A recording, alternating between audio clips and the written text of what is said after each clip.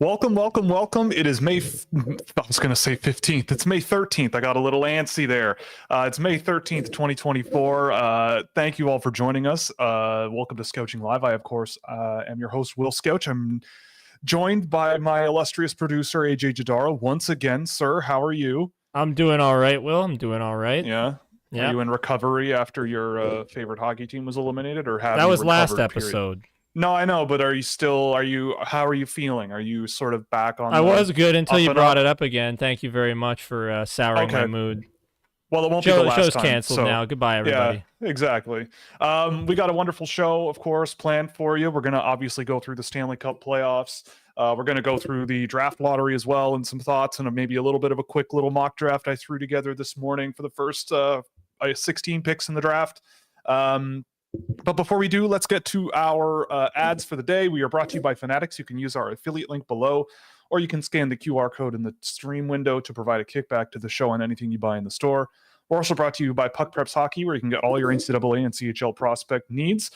You can also check out Fractal Hockey Consulting, which is my business for hand-tracked targeted player analysis and recruitment packages for the NCAA Europe and beyond. I will be in Montreal next weekend at the Golden Bucket Tournament. There was another team added this morning, the Nottingham Panthers of the EIHL, one of the higher-end programs over in Britain there. So be sure to check that out. And if you're a player at the D1 level or D3 level or U Sports or already are playing in Europe and you want another go around somewhere over there, then you can register and tell them that we sent you their way.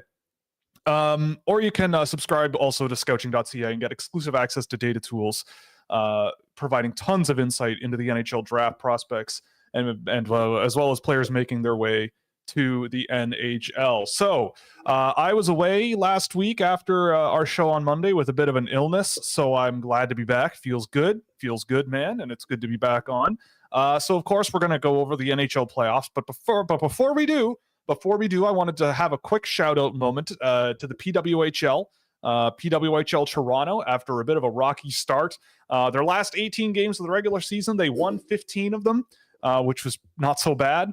They won game 1-4 in their series against the Minnesota PWHL Minnesota, I should say. I was going to call them the Minnesota Wild out of habit.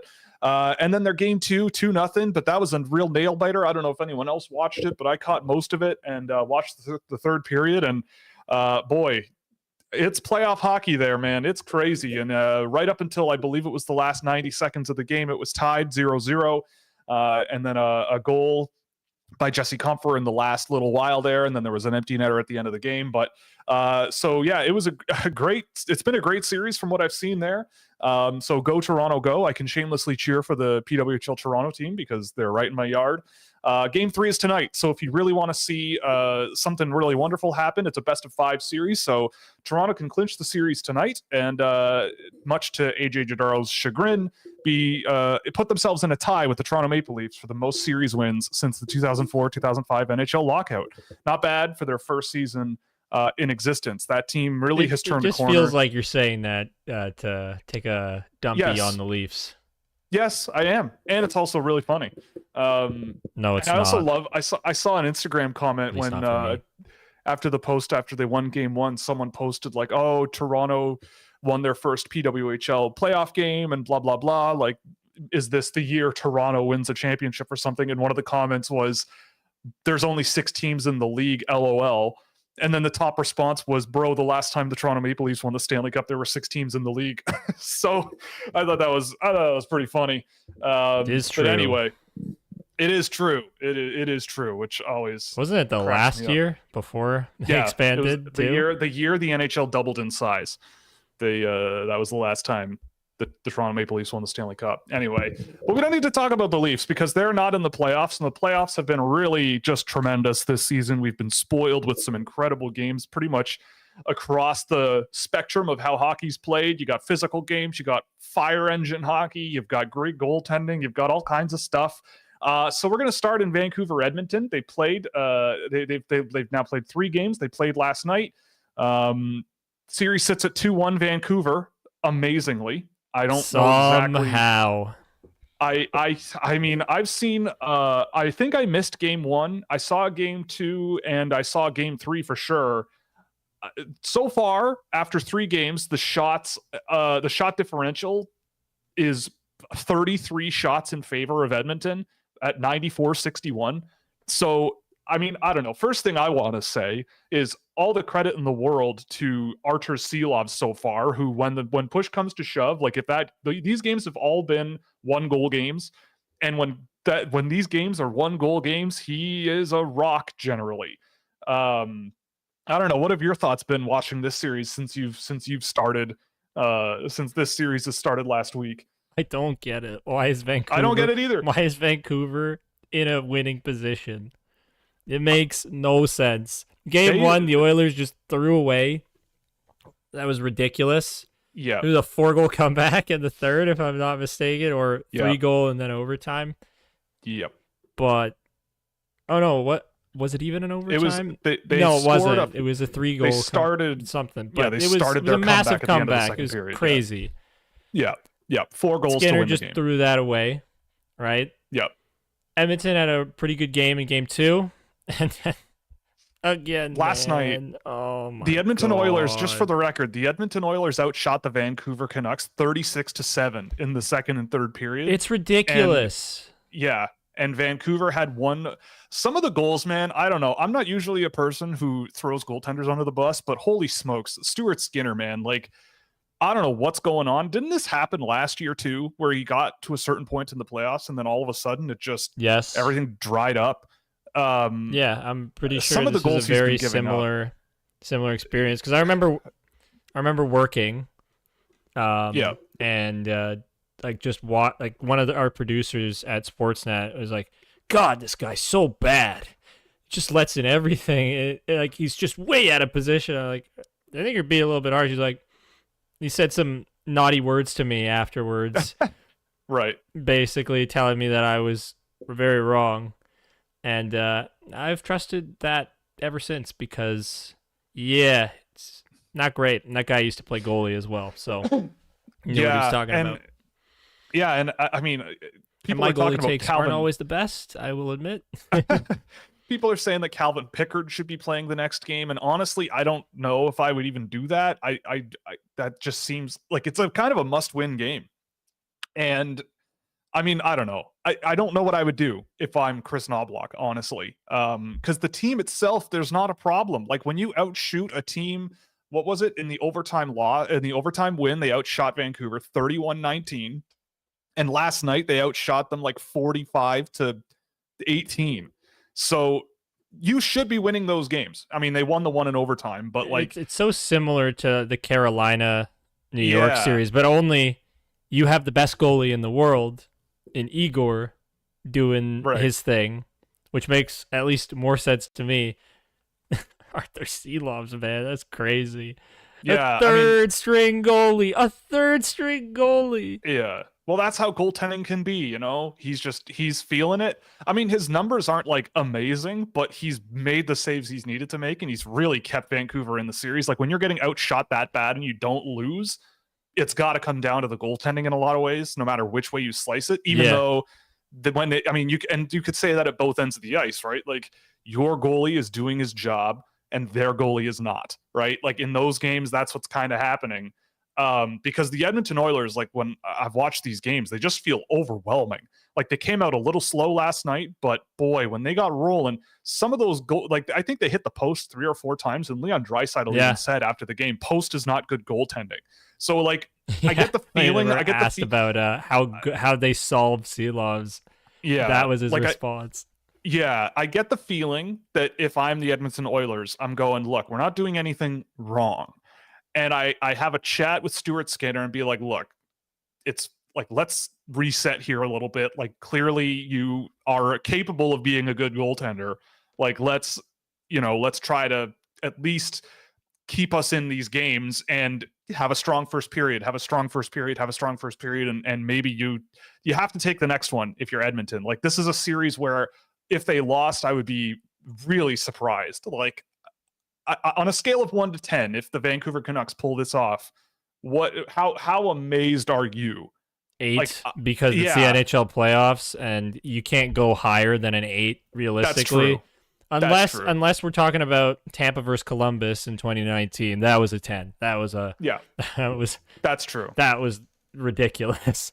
A Yeah, that was the sweep of sweep. the They swept President's them. Trophy team. Yeah, that was crazy. I remember. Oh my god, that was wild. I mean, I don't know, and I try to pick apart like how it is that Vancouver is winning this series, and I don't. The only explanation I think comes down to goaltending.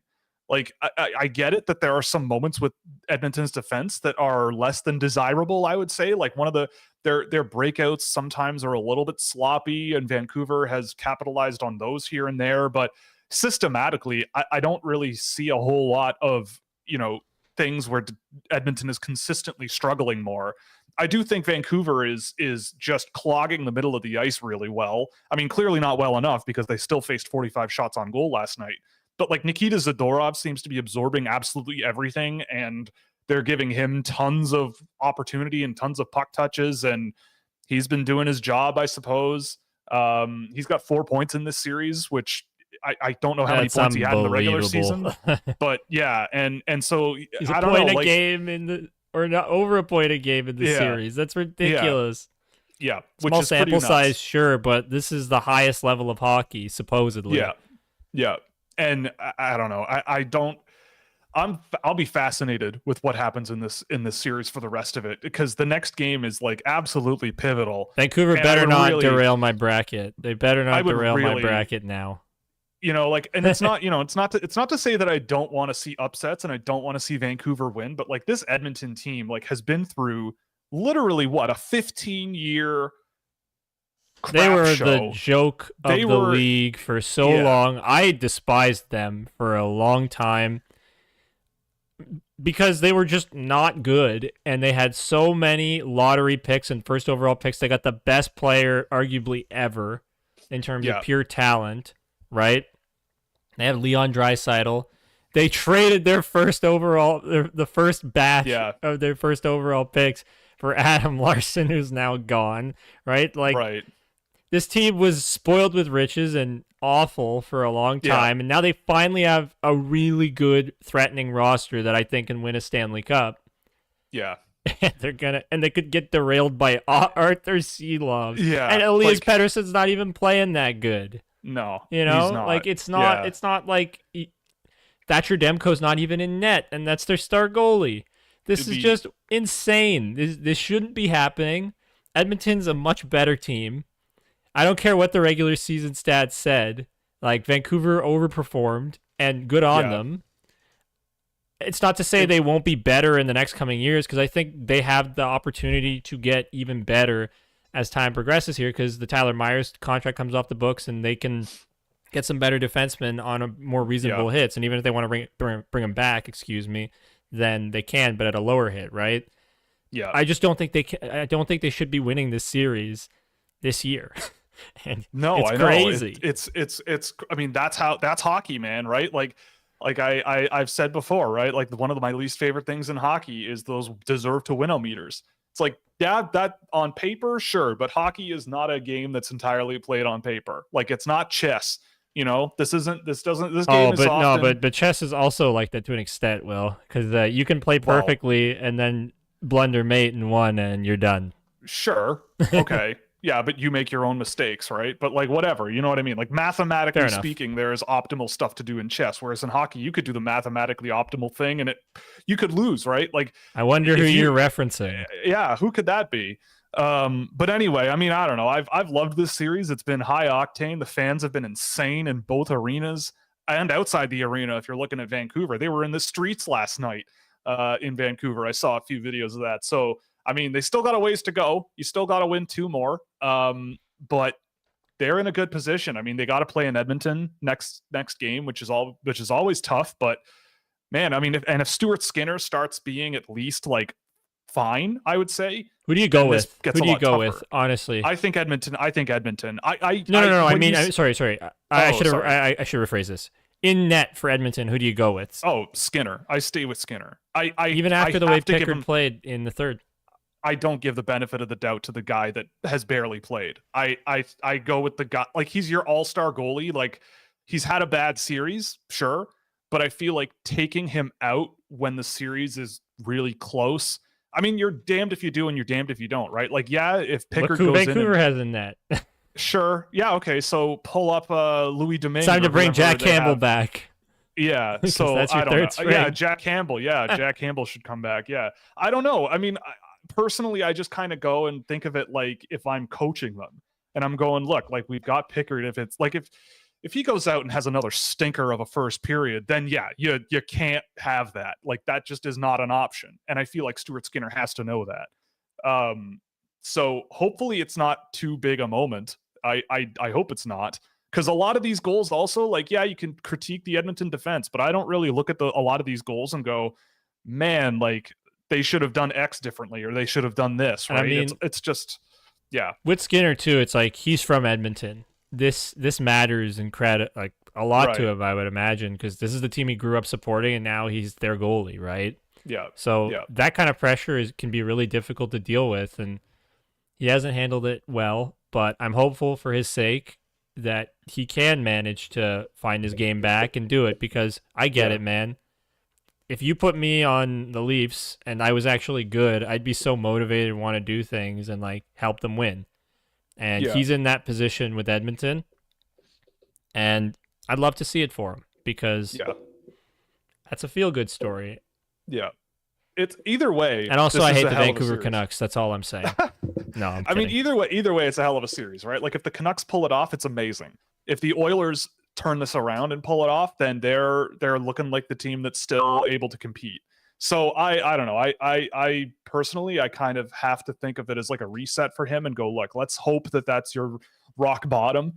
And, you know, like I thought that Connor Garland goal in game 2, I think it was pretty awful, because I think that was the game winning goal in the third period. Which is not, and I think he was just lobbing it on net from the Wouldn't bottom have of been the game faceoff 2 circle if or it was a something. game-winning goal. Was it? Oh no, yeah, I might be thinking of game 1. But in any case, not stuff that should be going in. So anyway, great series either way. I'm really interested to see how it goes from here. But we can move on to the one that I guess by the time we go on live next will maybe be over, you might say, in Florida, Boston. Because that one has been probably the most lopsided of all of the series. Should have been a round, sweep, I would say. Yeah, it certainly could have been. But you know what? Boston played well enough to win game 1. It's just me being salty. Right. Yeah. I mean, Boston's getting outshot 2-1, basically.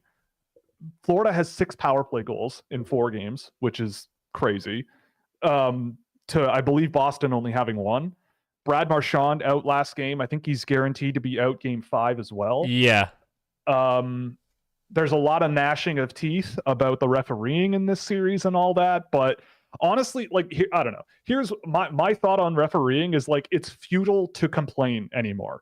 Like I don't know what you're supposed to do, right? Like the call is made and you got to move on with your life. Like, right, the goalie interference thing. Yeah, I think that was goalie interference, but I don't. It didn't guarantee them a loss, right? Like it was a 1-goal game. It didn't guarantee them a loss, and they had their chances in the end. Sergei Bobrovsky made some great saves. The goaltending this playoffs, some of the saves that goaltenders are making are like save of the year kind of stuff, like some incredible stuff, and Bobrovsky is doing a lot of that. I don't know. What are your thoughts on Florida Boston so far? It's been really something for me. It's been pretty much what I expected. I always thought no matter who won that Leafs Bruins series that they were going to get destroyed by Florida, because Florida's winning the cup. Yeah. That's how I feel. I could be wrong, but I've held that opinion since I think January, because of the way they play. And I don't want to go on about it again and talk about how they're so smothering and they just give you no time and space. But they're just playing such a beautiful style of hockey that I can't help but appreciate and think, well, obviously they got to get there and win the Stanley Cup, but I think the way they're playing, they deserve to win it. And you can cry all you want about the Bennett goalie interference, because don't worry, I do a lot of crying too. It's okay. We all can shed tears here and there. It's true. But to me, that just looked like he's making a light push off Charlie Coyle. And yeah, Coyle goes into the net and stops Swayman from being able to like make the save, but is Swayman going to get there anyways? And I think that's what it came down to. Would Swayman have made that save anyways? And maybe because he's insane, but I felt like there's a way better chance that he doesn't make that save and Sam Bennett has an easy tap in. And it's kind of funny that the Bruins fans are getting like reverse Marchand, but it's even better because the Lorax is doing it in Sam Bennett. True. And just and he even took out Brad Marchand. He sucker punched. Dude, that was crazy.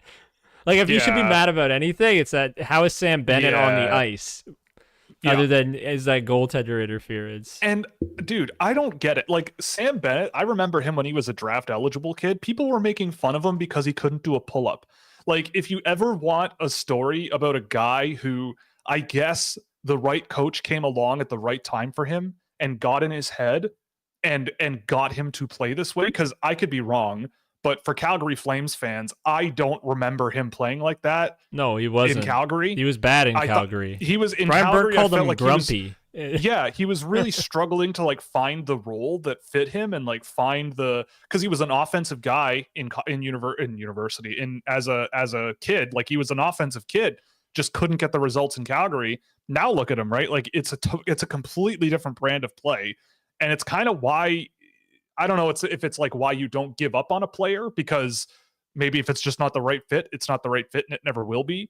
But it's why you kind of, again, he's another one of these guys who was these high skill, high output guys and wasn't quite working out the way as expected in the NHL. And then you get the right coach who can sort of reprogram him a little bit. And now you have something really, really useful, even if it's not, a 100-point guy. But yeah, I mean, he's been a real pain and has been for multiple seasons in a row this year. But like, Florida is also getting offense from a bunch of guys. I think 12 players have scored goals in this series. I always have really, really liked Anton Lundell. He's been great in this playoff for Florida from what I've seen. Really solid. Alex Barkov has 8 points this series, which is insane. He's been outstanding. Yeah. So, I mean, I don't know how much we need to really go into this series. It's just been two really physical teams trying to go at it, but one of them just has better players and is way faster and just overall a way better team, like top to bottom. The only advantage you give to Boston is goaltending, and it hasn't seemed to matter because Florida has just taken it to them so much that it doesn't matter because they're just they have the puck so much. I do also think that Charlie McAvoy, this playoff all the way through, like, I know he doesn't have any points in this series, but I think he's been a very interesting part of that team in a physical kind of way. But like, he's not really been that good. But he hasn't been. No, he hasn't been. He wasn't even good agaagainst the Leafs, which is crazy. We're talking about like a top 5 defenseman. I love Charlie McAvoy. Yeah, I do. Because he's insane. He's one of those players that that doesn't come around often. He's just very quiet in terms of his play style. Like, he's more physical, sure, but like, I don't think he gets enough praise for how good he is a lot of the time. But right now, he's not playing up to the level I expect of him. Yeah, and I was kind of going to say that. Like, he's been kind of strange. Like, I love Charlie McAvoy, but it seems like he's kind of taking the playoff hockey thing too much to heart, right? Like, he's going to the front of the net and like plowing around in front of the net towards the end of the game and just like taking kind of reckless decisions and really not playing the way where I'm like, all right, you gotta kind of know how to keep a lid on it, right? Like, he's got 10 penalty minutes in this series. It's I don't know. It's been weird, but it's not enough. I still have a very soft spot in my heart for him. But it's not enough from a guy who I put at such a high echelon. Like, he's in that 5 to 10 range, I think, for defensemen in the league, and you can't play like that. Yeah, unfortunately. If Boston's gonna come back in the series, which I really don't think they will. Yeah, no, it's game 5. I think they're done next game, and they're at home. Yeah. Boston's at home. Are they? But I don't know. Right, because it's game 5. Then Florida shouldn't be at home. Oh, no, they aren't. Yeah, they're in Florida. Right, they're in Florida. So yeah, I mean, they're going to be in Florida, and that's going to be tough. Florida, they're going to be loud as hell in that building, and I think Florida has a ton of momentum going into that game. And I just don't know. Like, I don't know where the momentum swings in Boston's favor or how. Like, it's kind of like Florida's Trent kind of Frederick, like baby. Trent Frederick to the rescue. Yeah, maybe. I don't know. I don't. Pasta. I don't know. He scored last night. He did, yeah. It was a pretty nice goal. It was Yep. a nice shot. Yep. I liked that. That was fun. But anyway, I mean, we can kind of move on, I think, because I'm just at gonna this point, say one last thing. oh yeah, go nuts. Trent Frederick's been unreal. Maybe not in this series so much, but like this playoffs, he's been right up there with Boston's best guys. And he's one of our gems. Will and I talk about how much we love Trent Frederick a lot.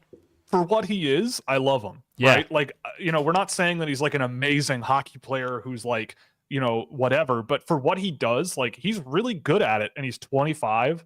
I remember people making fun of the Bruins when they drafted a guy like, and that's I don't want to like get off topic too much, but like that's something about the draft that I think people kind of really forget is like it does, like the psychological side of things does matter. Like Boston sticking their neck out a little bit and getting a guy that they know they have a role for and they know works for their roster. Like it's not like the coaches were the same or I don't even think the management team was the same when Trent Frederick was drafted.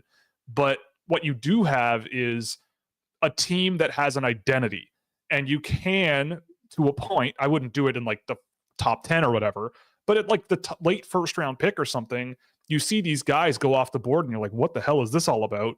But a guy like Trent Frederick, like if you can isolate what it is he could do really well in the NHL and he goes to the right team and they really sort of get that into him and it really works, then you're going to end up with a pretty good player. And he's, I think, been one of those.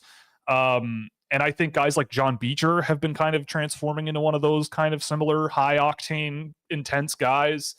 Justin Brazeau, even like as a depth guy down the lineup, has been just wait till my boy physical. Cracks the roster next year and does some damage. I think Fabian will make the roster next year, and I think he'll play a pretty significant role potentially. Yeah, I mean, who is he knocking off? I mean, there's a bunch of guys in terms of offensive skill that he could probably knock off the roster.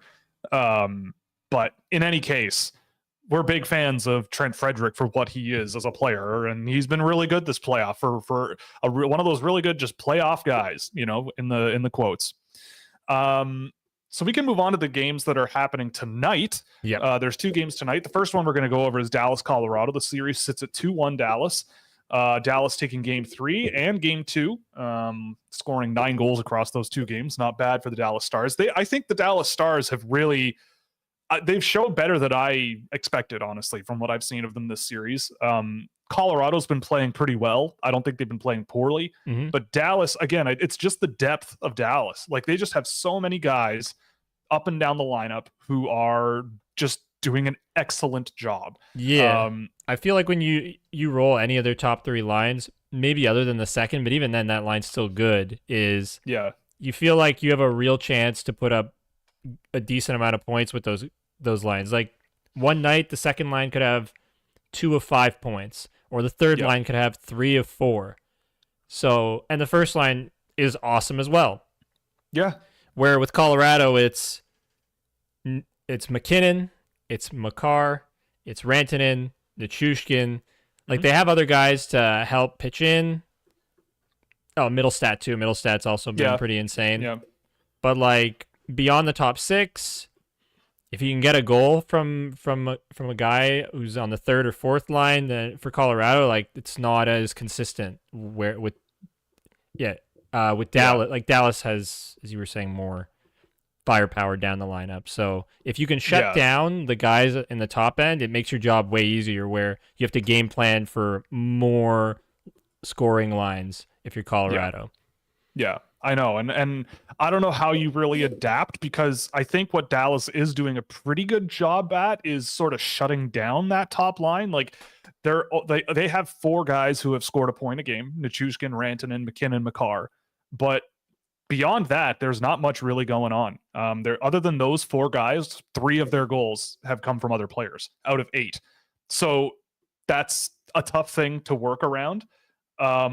Nichushkin has a quarter of their goals this series on his own, whereas Dallas, there's only 2 players. There's only 2 players on the Dallas Stars who don't have a point this series, and one of them has only played 1 game. So they're getting offense from pretty much anyone. Even Nils Lundqvist, like he's barely played, it looks like, from the game sheets, and but like looked great. he's looked great. on that again, like a guy who patience, like you just got to have patience with guys like him, I guess. But he had a pretty good regular season, but the minutes I've seen him play in the playoffs have been great. Wyatt Johnston, a little quieter this series, but I think that's not a long-term thing for him. He's been pretty good. Logan Stankoven with 2 goals the other night. One of them was an empty netter, granted, I think, but whatever, it doesn't matter. He's still playing like Logan Stankoven, and again, he's more of a defensive presence. Like he's that water bug guy that you love to have, and he is playing pretty strong defensive hockey even for a small guy, and he's got the offensive pop. Like up and down the lineup, Dallas has just been really solid, and we'll see what happens. I mean, Alex Georgiev again, an 878 this playoff series so far, which is not good enough. Ottinger's been slightly better. But do you think they can do it? Do you think Colorado, so they're in Dallas tonight for game 4. Do you think they can do this? Do you think the Colorado Avalanche have it in them to turn this ship around? Or based on what you've seen, do you think Dallas has sort of gained the upper hand here? Because I might start thinking that Dallas has the upper hand. But now that I've said that, it's probably Colorado's probably winning 3 straight at this point. So I had Dallas winning this series originally. I also picked it in the bracket, and I had Dallas going through. But Colorado is so good that it doesn't matter. They could easily take it. To me, this is still a coin flip. If Dallas wins tonight, it's not a coin flip. I think they've got it. But Colorado is just so resilient. They almost came back and won game 2. Like that's also another thing we gotta remember, that it was close. They made I think a 2 or 3 goal comeback I think it was 2 in order to make it a 1-goal game. So right. I think that team, you just can't count them out, especially with the star power they have, right? Yeah. It does come down to the goaltending. Like Georgiev has to be better, and if he can do that, I really think that they've got a great chance to take it. But I think it's tough. Like Dallas is really, I think Dallas definitely has the advantage. Don't get me wrong, but I'm not counting out Colorado by any means. Like I still think this is because because Dallas has 1 game, like they're 1 game ahead of them in the series. To me, my confidence level is 60% for Dallas to win this. Sure. Yeah. Yeah, I think I would agree with that. I mean, I think 60% is reasonable. Dallas I think they've really not come alive, but really showcased how much multiple lines of speed and skill can really, they're not, again, it's not, they don't have the Cale Makar, right? Miro Heiskanen's great. Thomas Harley's been really good. Chris Tanev has been good, but none of them are Cale Makar. And I don't think they have any players that can really hold a candle to a guy like Nathan McKinnon, but it doesn't seem to really matter. They keep coming and coming and coming at you. And, they're getting outshot in this series. I will say that. So they are kind of, on that side of things, they're getting outshot, but it's pretty close. Mm-hmm. And I believe most of that differential came in one of those games. I can't remember which one, but I think one of them, Colorado kind of beat the snot out of them shot-wise. But either way, it's going to be interesting. I think the game tonight, I'll be watching it for sure, because I love watching Dallas play and I love watching Colorado play. I think that's been the most fun of the second round series for me. I don't know about you. That, and the Edmonton Vancouver one is the atmosphere is pretty electric, and watching Boston get destroyed has been great because still some hurt feelings, still fresh. Yeah, but I think Colorado Dallas, that series is just awesome. The West has been spoiling us, I think, which, somewhat to be expected. And on that note, I guess we can move back over to the East and talk about probably one of the most, the other absurd. This is painful. The absurd series of this year, for me, which is the Rangers in Carolina. The Rangers are up 3-1. 2 of those games going to overtime. I feel for Carolina Hurricanes fans, man. I don't think they're done. I think this series very easily could at least go pretty deep. I can't remember how many times teams have come down from 3-0 and won a series. It's very rare. I think it's 3. Yeah, it's happened. I believe the Leafs did it once. They did. The years ago. Islanders did it The Islanders, during their dominant stretch. the Flyers, I think, did it in the 2010s, like 2011. I think they did it or something like that. With Michael Leighton in net. I remember that. I don't know how. But either way, I mean, Carolina, I wouldn't count them out at all. The shots in this series have been very lopsided in favor of Carolina. I think Igor Shesterkin has been just absurd. He's been very, very, very good. And Carolina just can't seem to figure that out, even if they scored 4 last game. But I don't know. I love the Hurricanes. I want it to work. And I still, again, similar to Vancouver, Edmonton, structurally, I just can't see what it is that Carolina is doing wrong, right? Like, I don't know. Like, these are games that they should probably be winning, but they go to overtime, and overtime's a coin flip, you know? Like, Yep. That Panarin goal that won the game, if I remember it correctly, was kind of a nothing shot, if I remember. Oh, what's going on? Was that you?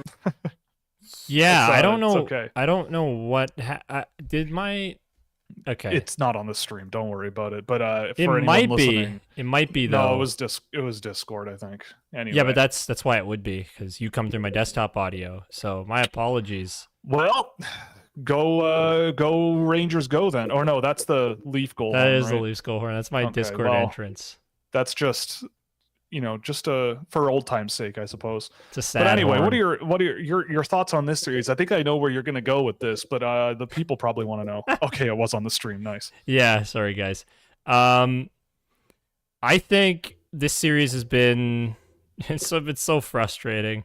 Carolina's my second team, and watching it unravel this way, and it's not even really unraveling. Like, they're fighting through it. Yeah. They're dealing with it. They're doing everything they can, and all the only thing that plagues them is Tsar Igor, the successor of King Henrik, just shutting the door, man. It's insane. Like, Yeah.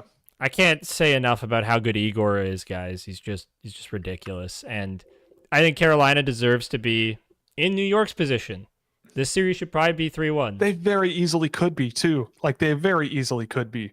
You know, that's the playoffs, right? Yeah. I don't know. But yeah, I mean, I will say someone just commented that the Canes have not had as many shots from actually scoring areas, and that's true. But that's kind of how Carolina operates, and they are getting their chances from what I remember of those games. Like, they are getting their chances. But that, again, it's kind of like Vancouver. Like, the top unit for the Rangers has been insane. Like, they've just gotten the results they need, right? Like, Zibanejad, Trocheck, Panarin, and Lafreniere all at 6 points through 4 games is insane. Adam Fox, I thought, has been also really, really good for them. They haven't played Matt Rempe in 2 games, so there's that. So maybe they'll win the series if they put him in the lineup and play him for 40 minutes. But yeah, I mean, I think Carolina, I'm certainly not counting them out, to say the least. A guy like Seth Jarvis, I think, is primed for a bit of a regression. Marty Necas is always a dangerous player, and he hasn't really had a bunch of production this series. There's just a bunch of guys where I'm going, yeah, like, the dam maybe needs to break here, but there's a long way to go. It's a pretty uphill battle from Jake a 3-0 Gensel's been series. insane, man. Like, he's been so good this playoffs. I hope they re-sign him. Yeah, I was gonna say, I hope they re-sign him because he looks like he fits in with them. Like, I think he gives them more of what they like and more of what they like to play with. And him working with guys like Svechnikov, I think he's been playing with Svechnikov. They kind of move him all around. Yeah, they're moving around. Yeah, so. But I've liked him as a Carolina Hurricane. I mean, it depends on what the contract looks like when you sign him. But Tavo's coming off the books, so you can probably fit it and deal with it. And I think Dmitry Orlov is coming off the books. No, he signed last year. Oh, it was that 2-year, like 7 something. Oh yeah, so it's after next year. Okay, they can definitely make it work. I think Seth Jarvis is also due for a contract now too. Yeah, and he'll get a pretty good one, probably. Yeah, I think Tavo and Pesci are making way here, unfortunately. Yeah.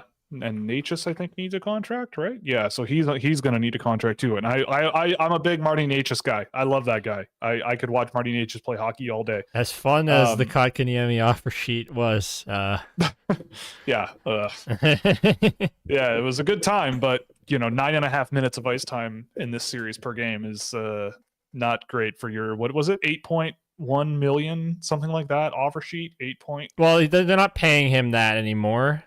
Right. He's now in like the 4 million range because it was a 1 year to get him. Yeah, 4.8. Yeah, 4.8. Yeah, that's what it is. But it's still rough. Still. But anyway, again, this is another series where I don't really know what to say. It's kind of baffling. This just hasn't really gone Carolina's way. The goaltending for the Rangers has been excellent.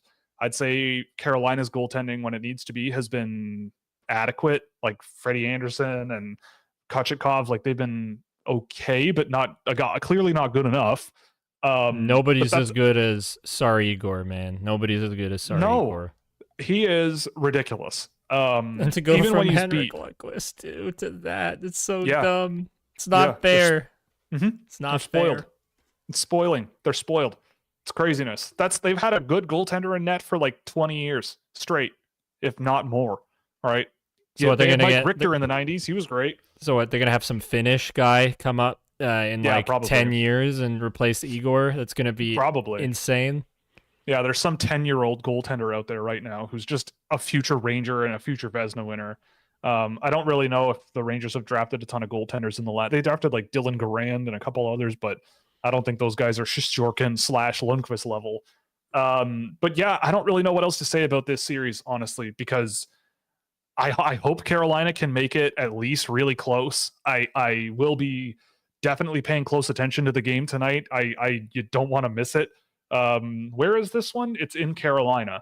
It looks like, right? Because New York was the President's Trophy, so they had games 1 and 2, 3 and 4 in Carolina. So it's in the Rangers. Yeah, it's game 5. So the Rangers. So it's in New York at Madison Square Garden. So that place is going to be bumping. I hope they can keep it going because I love the way they play. They deserve to win some of these games. But I want to see another Florida Hurricanes, Florida Carolina again. I want to see that rematch. But I will say Florida Rangers would be really something. It would be. The Rangers throwing like Will Culley, Matt Rempe, Ryan Trouba. Lindgren, Jacob Trouba, even Braden Schneider has been a pretty physical guy. Keandre Miller, Barclay Goodrow against the Florida Panthers. Chris Kreider can hold his own too. Yeah, and you've got Shesterkin and Bobrovsky in net. I still give the edge to Florida in that series, but boy, that would be really something. So even if it is the end of the road for the Carolina Hurricanes, which I hope they can at least make this really close. Mm-hmm. I'm really excited for Florida, New York, if that's a thing that happens. I just think that could be an absolutely out of control series to get one of those teams into the Stanley Cup final. Yeah, I'm with you on that. Canes in 7, baby. That's the hope. Oh man, that would be something. If they could do it, I could see them doing it. But that's tough. Got to take it one game at a time. But at least they've got Rod the Bod. I'm only saying that because they're my second team, and they have been for a long time. So right. Well, if the shooting trends continue the way they are, then the deserve to win a meter should probably favor the Hurricanes all the way. Anyway, so that's about it for the playoffs. Unless you had any final closing thoughts, we can move on. There was also a comment about okay. how Carolina's shots are like ripe for Igor to save. Because they do take a lot of low quality and just throw stuff on net. And that's true. They probably warm him up and get him feeling pretty confident. Because a lot of their stuff is just throw it at the net and create chaos.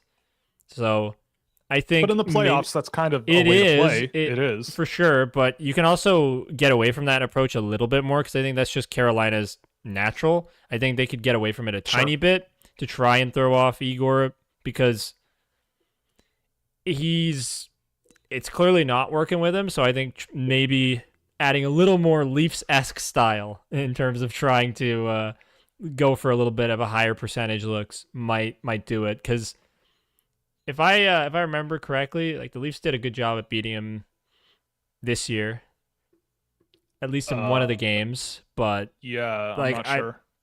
But I don't know. I just think that they could get away from being as shot heavy as they are and try and go more quality over quantity. Yeah, I mean, we'll see. I think too, the other thing is that they do play pretty physical, but New York is a team that loves to establish like physical dominance, and I think that's Jacob been a little Trouba, tough. $8 million penalty taker. Holy smokes, man! Jacob Trouba in this series has been out of control. How have we not He's so spoken bad about that? He's so Like bad. I don't know. He's so bad. Will I like this is like I can't even believe that this. There was a comment about, is Darnell Nurse like the most overpaid player in the NHL? I would throw Jacob Trouba right in that mix. That is crazy that guy makes $8 million a year. Whatever you want to say, leadership, I don't care. $8 million is ridiculous for a guy that does nothing but ice the puck and take penalties. Yeah, like I don't mind physical players at all. I don't mind it.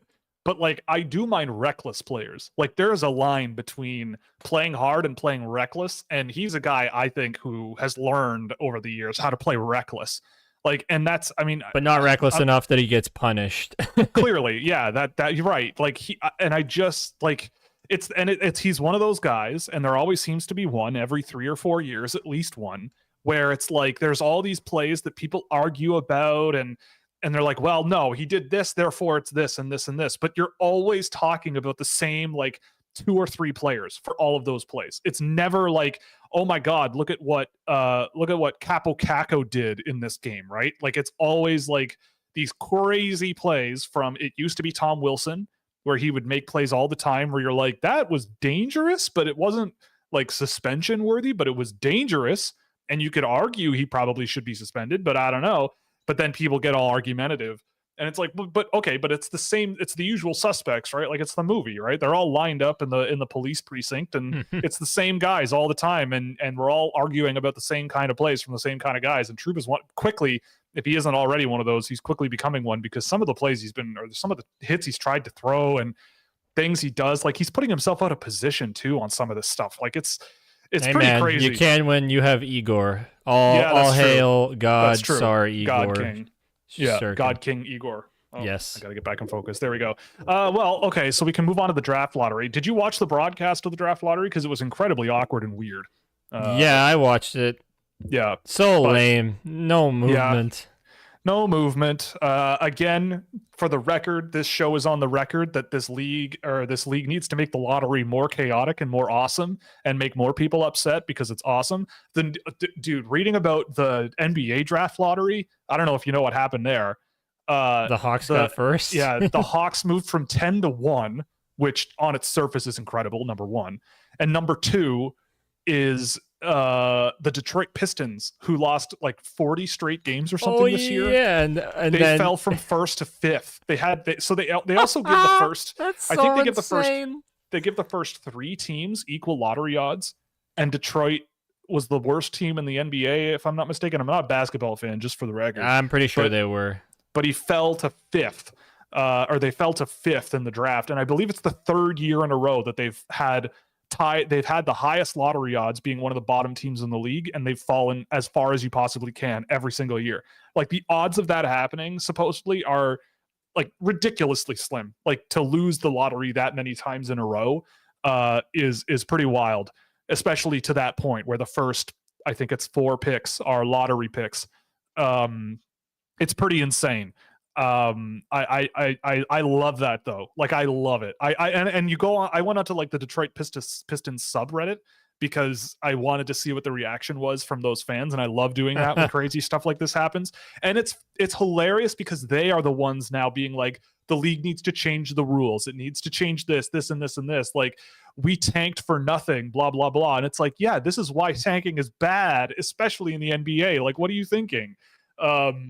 And so, but I'd rather have it that way, right? Like I'd rather have it a little more chaotic and a little bit more, it's like, how do you expect the NBA teams to build when they're terrible if they don't have high picks? But then you look at the NBA draft in the last 10 years, and they've had a tremendous amount of busts in the top 10, right? Like the NBA draft feels like it's so noisy in some cases. Like some of the guys that go first, second, third overall are G League guys, I feel like, past a certain point. Mm-hmm. But in any case, the draft lottery in the NHL, nothing changed if you don't if you're unaware, the San Jose Sharks first overall, Chicago got second, and Anaheim How stayed in nervous third, and everything else was stayed the same.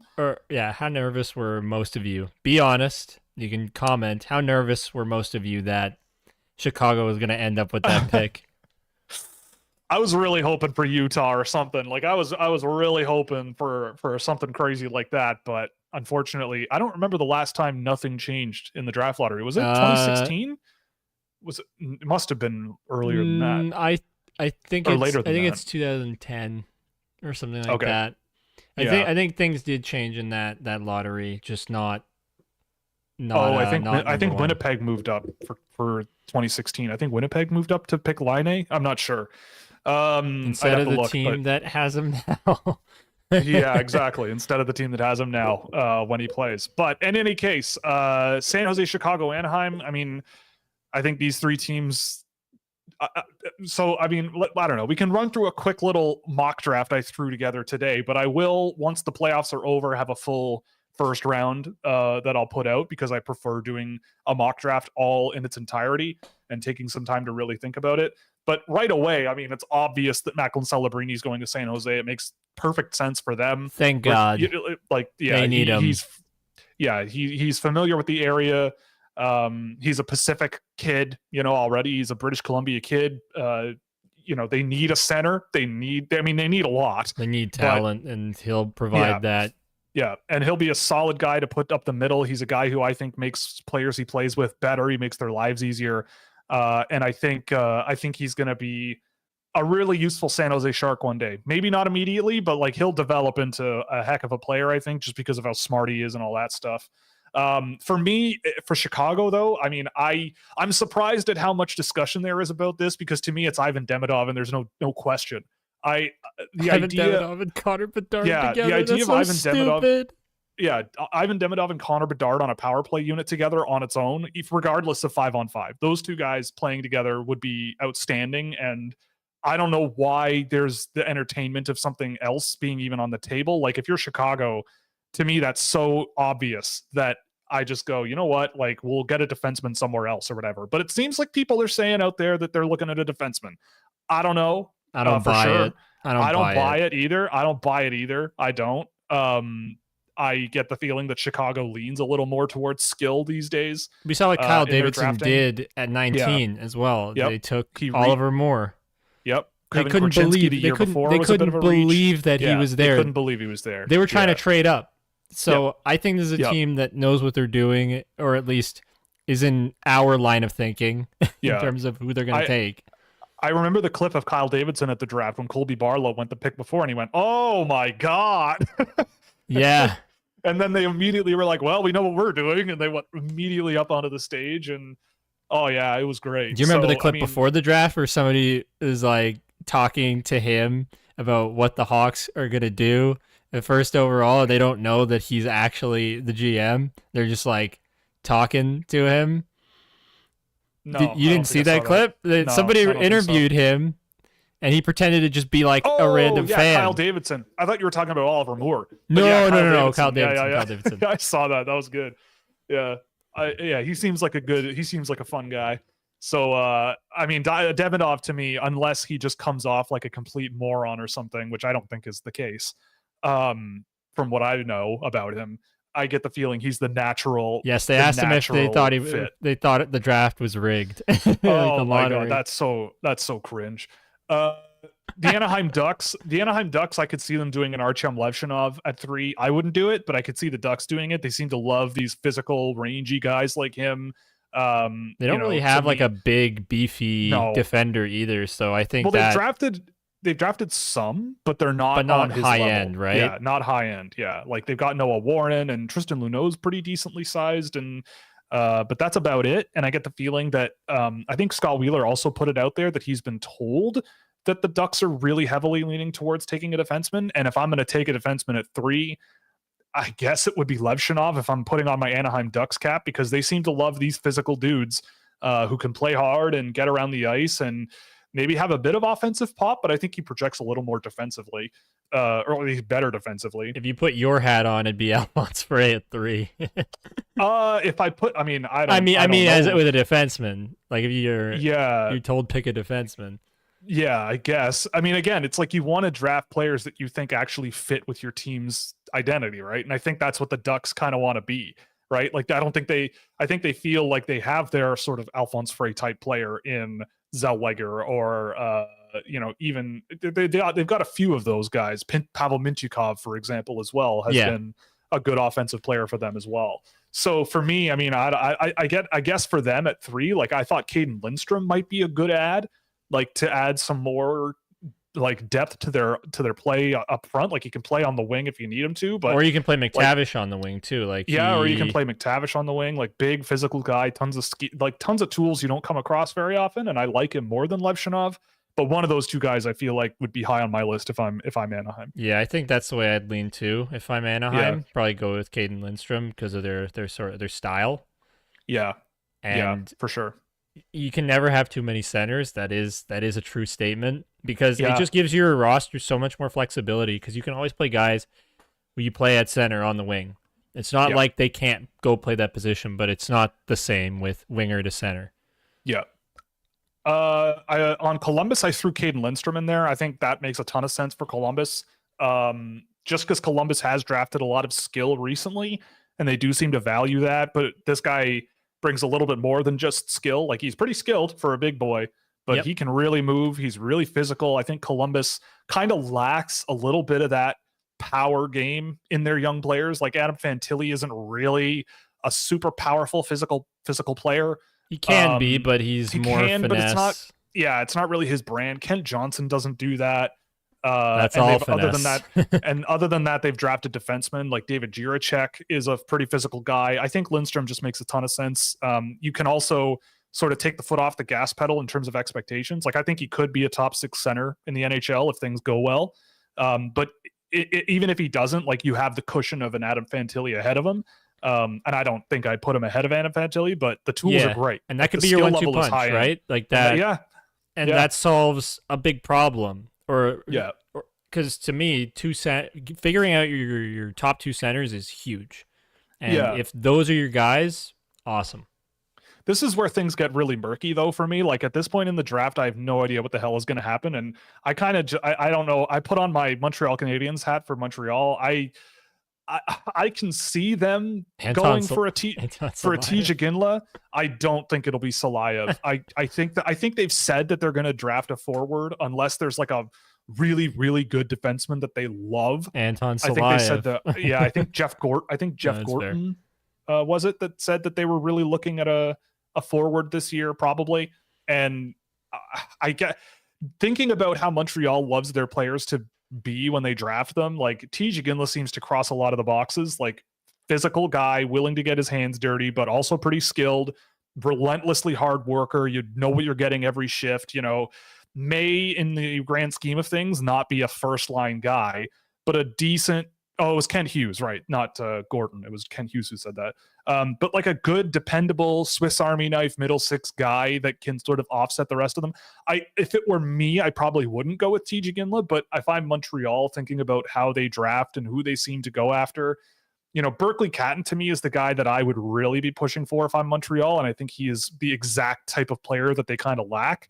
But T.J. Ginla would be a fine alternative, I think, and I he'll turn out to be just a fine player, and I think in Montreal's sort of mindset, he fits in really well. Utah will be fun. I have no idea. They're the same management group. Everything's the same in Utah. And Utah, I mean, I penciled in Anton Salayev for Utah just because they love the gigantic guys. But also, I mean, to a lot of people, they went off the board last year and drafted a big defenseman who doesn't score points, and in Dmitry Simashev, who I loved, who I thought he was great last year. But everyone's talking about Stein Solberg this year. Not saying he should go top 6, but that is a big kid who is extraordinarily physical, extremely good hitter. Also, apparently, just a hilarious dude. And if a team loves a guy, and it's Arizona, I mean, if it's Utah / Arizona, I don't know. Maybe things will be different with a new ownership group at the top, but boy, they could really surprise people. And if I had to pull the name out of my hat for something to really blow everyone away, a Stein Solberg comes to mind for Arizona. But for me, I think Salayev probably is more logical in that avenue. I wouldn't do it, but I could see it happening, just because Arizona they have some defensemen that are, on the back end and looking tall and handsome and good, but they don't really have, I think, enough. And they do have a lot of young, not enough and handsome, talent. tall defensemen. Yes. Right. Exactly. And like Anton Roman Salayev. Josi. Exactly. Like they have connections to Russia as well. They drafted a couple of guys off the same team last year. Yaroslavl doesn't have anyone. I mean, Yegor Surin plays for Yaroslavl, but I can't imagine he's the type of player that Utah would jump on this high in the draft. So I would say a Salayev makes sense. AJ loved that I threw Berkeley Cat into Ottawa, but not happening. I am overpowering any logical thought I have. Number one, it's a completely different era in Ottawa, with management and everything. Is it though? The scouts are the same, but they didn't even settle on Craig Berube because it was too expensive. No, but I mean, mindset wise, I'm not talking financially. No, but I think that part of it is like it's all tied that they don't do the right things. I mean, I don't know. I'm not going to judge one coach who's in a high demand, clearly. Like if Craig Berube has the Ottawa Senators on one phone and the Toronto Maple Leafs on the other phone, and the Senators are like, here's our offer, and he's about to go into the process of maybe working for the Toronto Maple Leafs, I think if I'm him, I'm telling the Ottawa Senators to screw themselves, and I'm going with the Leafs because they probably will back up a truck of money that the Senators can't have. That's fair, actually. That's fair. So to me, I don't judge them based on like that one thing. I think I look at it and just go, you know what? Like they've made a huge change already by being, I believe, the last team to build an analytics division. And I imagine maybe there's some level of work in the draft that goes there. And Berkeley Catton is just such a brilliant player that I think solidifies their lineup down the road so well. And when you look at the other options that are there, like I don't know if they'll draft a defenseman. I don't think so. Like I don't think so. They have a ton of guys, right? Like Chychrun, Sanderson, Shabbat. Yeah. Like if they trade Chychrun or something at the draft or before it, then maybe I could see it. And a Sam Dickinson maybe makes sense. Something like that I could see, but I think that's a bit of a long shot. Well, not a long shot, but I think I'm not really in the business of predicting stuff like that. So I look at a Berkeley Catton, and that's the name I'd pound the table for. And at this point in the draft, I think you'd be taking a really high upside guy who could be an excellent guy up the middle for your roster and just makes everyone else's lives easier. I think the thing that could convince scouts on him, like the more traditional scouts, is how many goals he's scored. Which is something, dude. But it's over. What, didn't he score like close to 50 last year too, or am I tripping? I'm not sure. I don't have it in front of me, but he scored 54 this year. Yeah, like I think that is one of the biggest things going in your favor. But I'm using like some kind of dumb logic to justify it. He had 23 goals last year, by the way, 55 points. But still, I love Berkeley Catton. I get it. People criticize him for being small and not the best defensive player, but he's so smart and just sees the ice so well. And I mean, he's 5'11". He's not that small. And, you give him some time to put on some weight. He's obviously not NHL ready right now. But you give him some time, and I think he would make a great Senator if I'm Ottawa. Smart players, I think, can become good defensive players. Like Austin Matthews used to be terrible defensively, right? That is true. And now he's got a Selke domination this year. Okay. That's the other thing with these types of players. Like one of the first things I said to you when I saw Berkeley Catton was, I think this guy has potential to improve to that level because he is just so smart and rock solid. Right. It's just about getting better, like physically stronger and adapting himself and being taught. Yeah. And I think he can do it. Smart players can do it. And I think the only other thing too is like he needs to get a little quicker. Like I think he's just like once he retrieves the puck and starts getting moving, it can be, especially if he's not already in motion or something, he's a little bit slow to get going and can be closed off a little bit, but he has the skill level and the mind to sort of read that and adapt to it. But in the NHL, I think quickness is going to be a really important thing for him to add a little bit more of. But I don't know. I feel like in Ottawa, I'm more than happy with him, and hopefully that's the direction they go, because I think he would really fit there. The only thing is they can't send him to UND. That's true. Yeah, forgot about that. Sorry, not at least not yet. Sam Dickinson, I sent to Seattle. I think Seattle does need to draft a defenseman pretty high, and not a need to draft, I should say, but like they do kind of lack a high-end defenseman down back there. And I think Dickinson's just a good all-around option. I'm not the biggest fan of Dickinson, but I see the appeal for sure. I think he just would eat minutes in the NHL well and be able to play offensively and give Seattle a different dimension of defensemen in their prospect cupboard. Calgary, I go ahead. Sorry. I think with Dickinson, if you can unlock what's there, then you're golden. Because you and I talked about this, that guy should be way better than he is.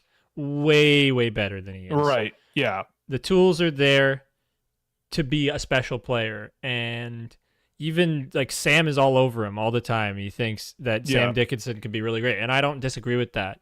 And Seattle might be able to unlock it, so I like that. I like that a lot. Yeah, I think that would make sense, at least to me. Michael Bronseg-Newgard was the guy I sent to Calgary. I feel like Calgary just loves these types of hardworking, physical guys. These guys who have a good motor and just keep their feet moving, and Bronseg-Newgard's a good one of those. I don't think he's a super high-end guy, but I think as a middle six, maybe a really good third-line winger, I think he'd be a good ad for Calgary. I don't think he completely overturns their universe, but I get the feeling that just seems like a fit to me based on how Calgary seems to want to, like the players they added in the trades they got this year. Maybe they might swing on a bit of skill, based on the guys they picked up, but I'm not totally sold on that. I threw Cole Yzerman to New Jersey because I just think it makes a ton of sense. Like you add him to the group that already has guys like Jack Hughes and Nico Hischier, and he adds offensive pop, and I think you can sort of take away a level of responsibility from him of being that guy, right? Like if you give him the job of, you are a finisher for us, right? Like you get the puck on the power play, you're an offensive zone focused guy, and we have the other guys on the team, the other guys who can be those horses that need to be all over the ice. And I think you can sort of insulate him well there. So to me, I feel like it makes sense, and I feel like if you do insulate him well, you could end up with a really good goal scoring player who, I mean, granted, Alex Holtz hasn't quite gone according to plan, I would say at this point, but at least with Cole Yzerman, like I think the diversity with which he's able to score goals and the ability to both slap shot, wrist shot, in motion, not in motion, all these different things are all really good with him. And I feel like he's a guy who, eventually maybe you plant him with any one of the centers that they have up the middle there. And I think he's a really good option for them there. I think that pick gets traded. Yeah, that's the other thing too, is that pick could very well be traded, because I don't think New Jersey wants more young players who take time to develop. That would make sense to me as well. I could see them moving that pick for a defenseman, maybe a goaltender. Like I think there's a chat question that came up later about Saros and New Jersey. Like what player has to be on the board? Dude, I would take Saros. Other than like Demidov and Celebrini, it would be I take Saros. Yeah, and even then, it's like I'm like considering it. Yeah, I mean, I think New Jersey does trade that pick. I mean, at least it's entirely possible. You don't see top 10 picks traded that often. Like the last one was DeBrincat. But in any case, I don't know. We'll see. But if they had to pick someone, I think that adding a firepower offensive winger who can just shoot the hell out of a hockey puck at any given time would not be a bad option, considering what they already have on the team. Yeah, and I told you before the stream, I think that's who Ottawa picks instead of Berkeley Catton. Ooh, maybe. I mean, I could see it. It would make sense. I can't imagine Cole Yzerman playing at Ottawa because it just seems a little bit of a fish out of water, but who knows? Maybe that's, I mean, he has the physical edge to him sometimes. I've seen him throw with the chicken wing elbow once in a while. He does get a little bit greasy from time to time, so maybe that fits. I sent Carter Yakimchuk to Buffalo. I'm not a huge Yakimchuk fan, but they do look like they could use a defenseman. And they have a lot of left-hand shot defensemen who really can get around the ice and do what they do in Power and Dahlin. And I think that Yakimchuk being a right-hand shot, you can sort of help him develop defensively and take your time with him a little bit and try to get him to a place where he can sort of be a supplementary guy with some offensive pop as well. But I mean, I thought about Zeev Buium, but he shoots left and he's also a heavy offensive leaning guy. And I'm not sure that you could, like, they've already got Byram there as well. And I think that's just a lot. And the same thing goes for Zane Parekh. Consta Helenius, maybe, but the Buffalo Sabres have just drafted so many forwards so high in the draft recently that someone like a Yakimchuk might just make sense. Zeev Buium to Philadelphia, I think, also makes a lot of sense. Philadelphia does seem to like drafting some offensive pop. They did last year. They took their defensive guy and Oliver Bonk as well in the first round. But I think if Zeev Buium is available at 12 or whatever it is, that's a no-brainer. I mean, I in my logical brain, I think he's gone by now. But going through this, I kind of couldn't really think of a place where he would make sense. So I kind of just like with that. him. That was my thought, was that he might be one of those guys that, because again, like, his defensive game is where his shortcomings are, and I think that does when defensemen can't really defend super well, I think that does spook teams. But to me, I think the pros outweigh the cons with Buium significantly, and if Philadelphia has that pick and he's sending bombs to Matvei Michkov, that's not so bad to me. Minnesota, I have Consta Helenius. I think he just makes a ton of sense, like a physical, hardworking guy. Minnesota seems to love those dudes, those well-rounded players who play physical but have some skill and have some good smarts and have, good playmaking instincts. And I mean, to me, and also I thought about it for a few minutes and I went, you know what? Like, Minnesota had Mikko Koivu for a long time and he was a first-round draft pick and he was always a really just solid player in Minnesota. And if you have the sort of redux of Consta Helenius or of Mikko Koivu in Consta Helenius, I don't think you've done a poor job at all in the middle of the first round. I still am not huge on Helenius, but again, if you just have a really well-rounded guy who can just go out there and play, whether it's center or the wing, he usually plays center, then I think you're going to get a useful player in there, and I think it would be a good fit for Minnesota. Pittsburgh, I sent Zane Parekh to Pittsburgh because you've got Letang, you've got Carlson, and they're going to be Pittsburgh Penguins for a while. And if you want guys to learn from who can score in the NHL, who I think bring sort of similar traits to their game, then you're looking at a Zane Parekh as a natural sort of like, here are some elite offensive defensemen who have gone deep in the playoffs before. You can room with them and learn from them and have some fun, and I think that just makes a ton of sense. And, Kyle Dubas with Toronto never really spent a lot of draft picks on high octane offensive defensemen, really, I don't think. Oh, right. Their pick belongs to San Jose. That's correct. I missed that part. So Pittsburgh's pick does transfer to San Jose. So San Jose, I did this when the draft lottery happened too, and I put Adam Jiricek there. I think that makes also a lot of sense for San Jose. You can take a bit of risk because you already have Celebrini. So for me, if I'm San Jose, I kind of go, you know what?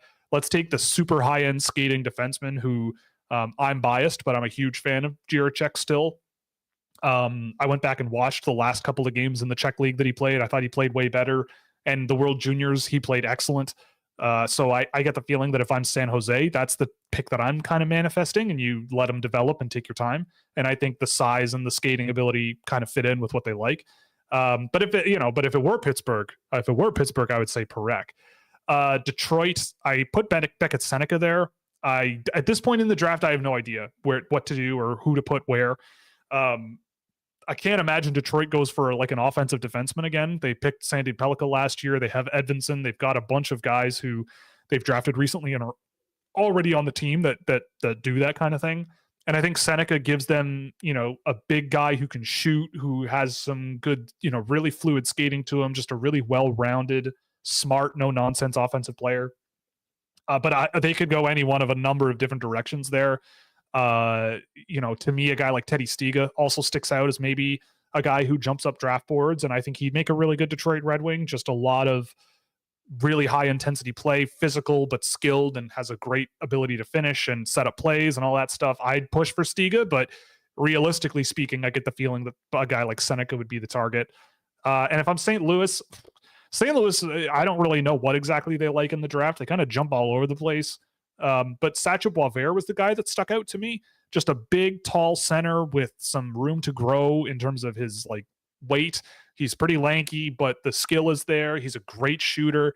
Again, not a super engaged player, at least not as much as you would like for a defenseman or for a centerman, but he's a really talented player. Like the talent profile is really good with him. He's a guy who's bounced all around my rankings all year because sometimes I see him and I really like him. Other times I'm really not sure what there is there. But I think St. Louis doesn't really seem to be too bothered about the ups and downs. I think they kind of really seem to just go for, okay, what has this player done when they're at their best? And let's try to capture that. Because, Stenberg is like that last year. Lindstein was like that last year. Dvorsky, I was never a huge Dvorsky fan, but when he's given the puck in the offensive zone, he can make stuff happen. So there's stuff there too. So with Boisvert, that's the name that came to mind. But again, like Detroit, it could go any number of different ways. So on that note, let's go over to chat questions because we have 42 minutes left in the show. We had some questions come in from Instagram. So I'll go through those first. I didn't see any on Twitter last I checked. Should I be worried if the Habs draft Beckett Seneca at 5 is the first one. It would be shocking, I think, but the way I see it is Seneca's going to be fascinating because he did have such a serious growth spurt this year. He's 6'2" now. And I think last year he's 5'11", I think. And 3 inches is quite a lot for a 17-year-old kid to grow vertically in a short period of time. And he does seem to be a player who kind of hasn't, not super coordinated yet, and the skill level isn't quite there. But he's really smart and a really capable puck handler in a way where even if you have someone checking him or someone pressuring him in the neutral zone, he can find ways around it. I do have a couple more games of Seneca to do before the end of the year, of course, so I'll have a better look at him. But at 5, I think that would be a little crazy. I think there's going to be better players available, but if they really believe in their development team and they really believe in the fact that he has a lot of upside, then I could see it. I wouldn't be worried because there's no guarantee that would be a bad pick in my mind. It's not like they're going out there and drafting like a Ilya Protas, at 5 overall, where I'm like, okay, I don't know, maybe this guy's third or fourth line guy in the NHL, but like 5 is insane. Like Seneca does have upside, and I would be surprised, I'd be shocked, but also I wouldn't doubt it, because I would assume behind the scenes they have a lot of information that would allow them to be comfortable making that decision, right? Like teams don't usually draft that high and draft that far off the board unless they are really, really, really sure. And for all the moaning and wailing people do about NHL people, they're not stupid. They do the homework generally, especially these days. And I get the feeling they would have knowledge about that, why that would be a decent choice. Do you see Demidov as a net front on the power play? No, I don't. I think you put Demidov on the wings. I think that's kind of where he thrives, even at even strength. Just getting pucks into the middle of the ice some way, in one way or another. I think you put him in front of the net and you're kind of wasting his talent. And I don't think he has the physical tools to sort of resist that kind of play and do work there. He's much more of a playmaker, and I put him on the wings of that diamond, or whatever you want to call it, that umbrella. And someone asked about Ryan Tamlin, who I did not know about. I did not know that name until today. Ryan Tamlin is a 6'8" goaltender who's playing CSSHL U18 hockey, played 1 game in the WHL and gave up 5 goals. And I watched some of that game. I did not think he was great. So, I mean, he's 6'8", so he'll probably get drafted like 6th, 7th round. And who knows what'll happen to him in the future. But I don't know. That's a shrug for me. All right, let's go to the chat here. Let's see what we got. 46 days to the draft. Thank you for the reminder. I'll try not to have a panic attack about how many games I have left to do before the draft, and with all the other stuff that piled on in the last week, that's going to be a little crazy for the next month and a half. Boy. I'm a busy boy. Can we manifest a world where the Sharks get Adam Juracek? Yes, we can. I did, so I will continue to do so. Assuming the Sharks get Macklin Celebrini and Chicago takes Demidov and Anaheim takes Levshinov, which team's group of prospects do you like more? Good question. I think Chicago, honestly. Anaheim is great. I think Anaheim's looking great with what they have.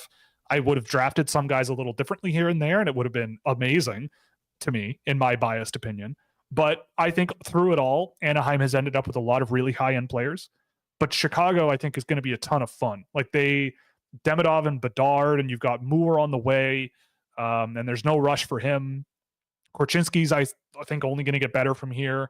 They drafted a couple of really fun players in the draft last year, past the first round as well, and I think they're going to continue to do so this year.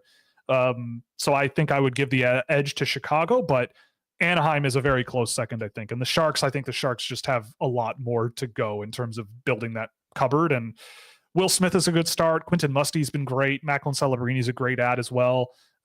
Seeing who they get as well in the first round this year will be interesting, but I think Chicago is the team I'd put in there. Have you had a chance to evaluate Owen Pickering this year? I can't remember what your thoughts about him in his draft year. Yeah, so Pickering always was to me a long-term guy.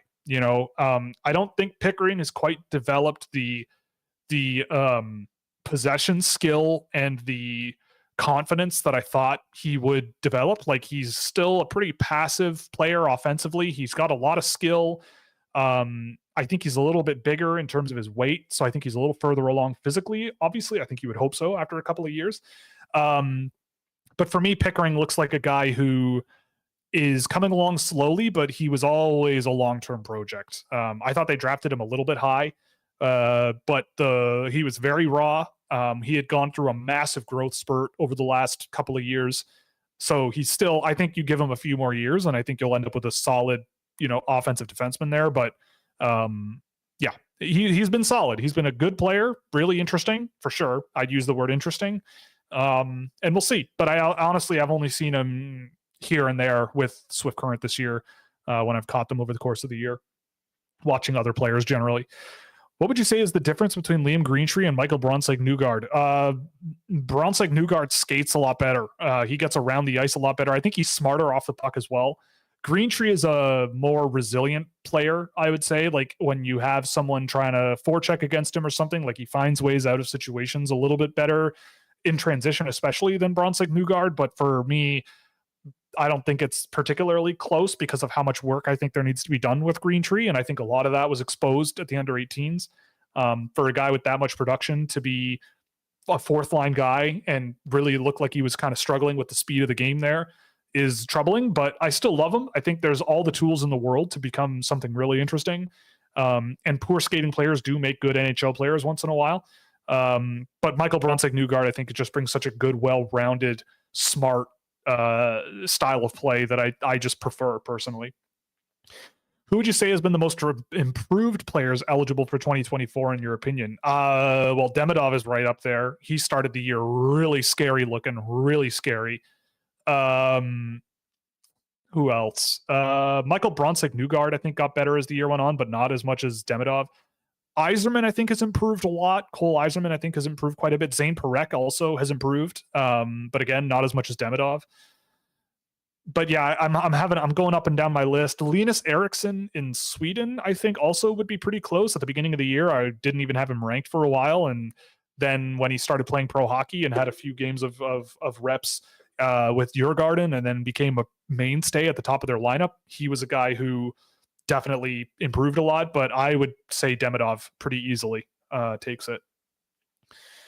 What would you say are the biggest things Carter Yakimchuk needs to work on to get to the NHL besides not taking millions of penalty minutes? The skating.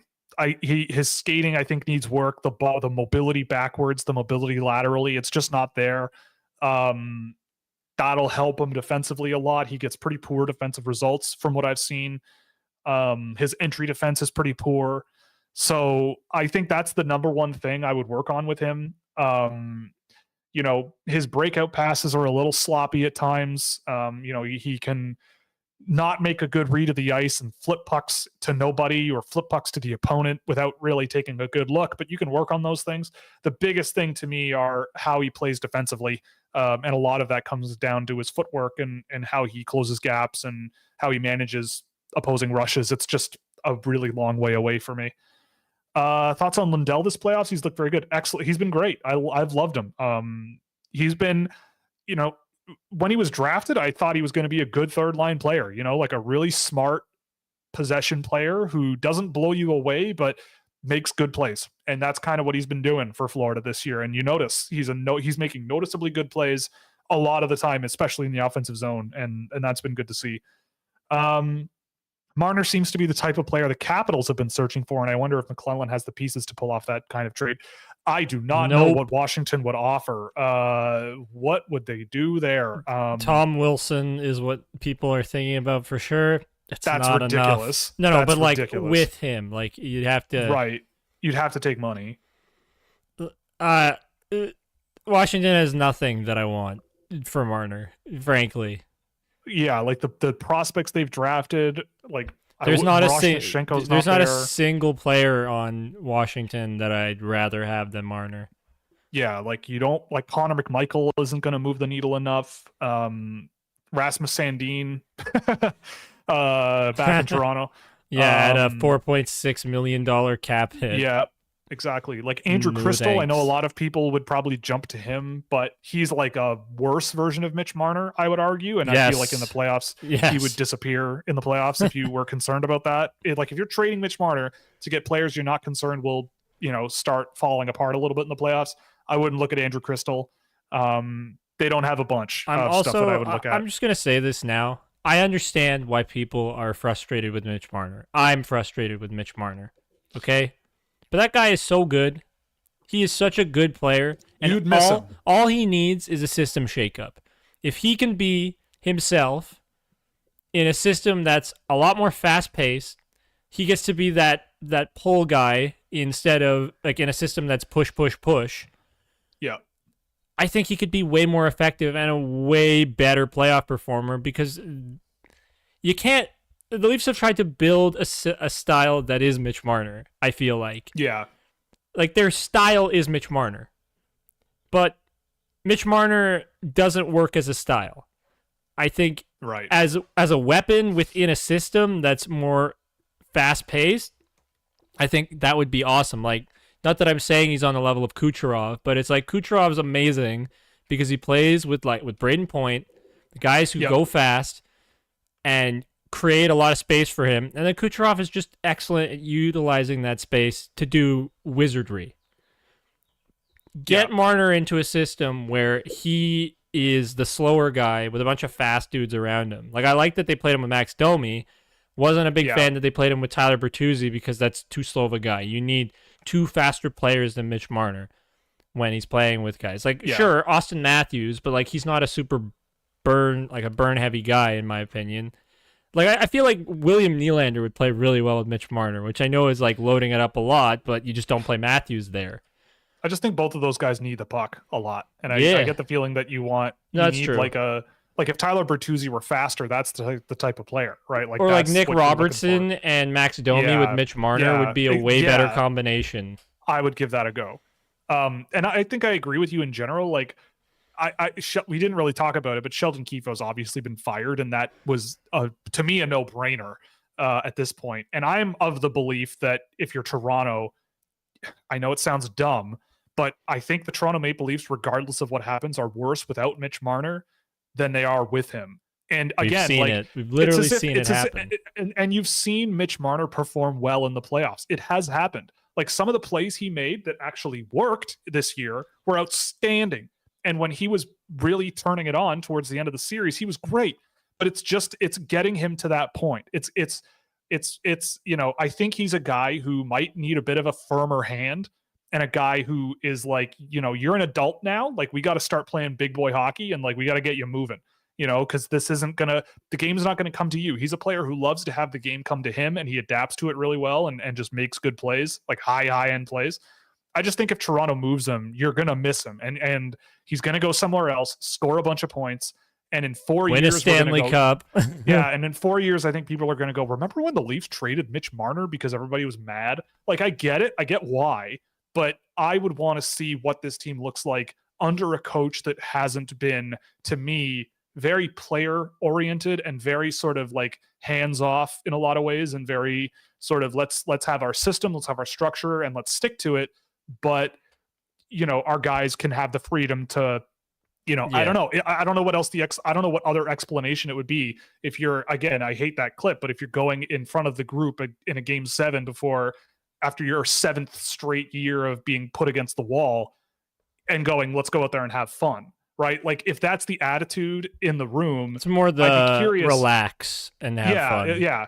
I'd be curious what another type of coach looks like with that group before I start making gigantic decisions. Because a lot of the times when teams aren't always that great, you don't always you can blame the coach easily, but a lot of the time you can just look at the players a lot of the time and go, the team's just not good enough.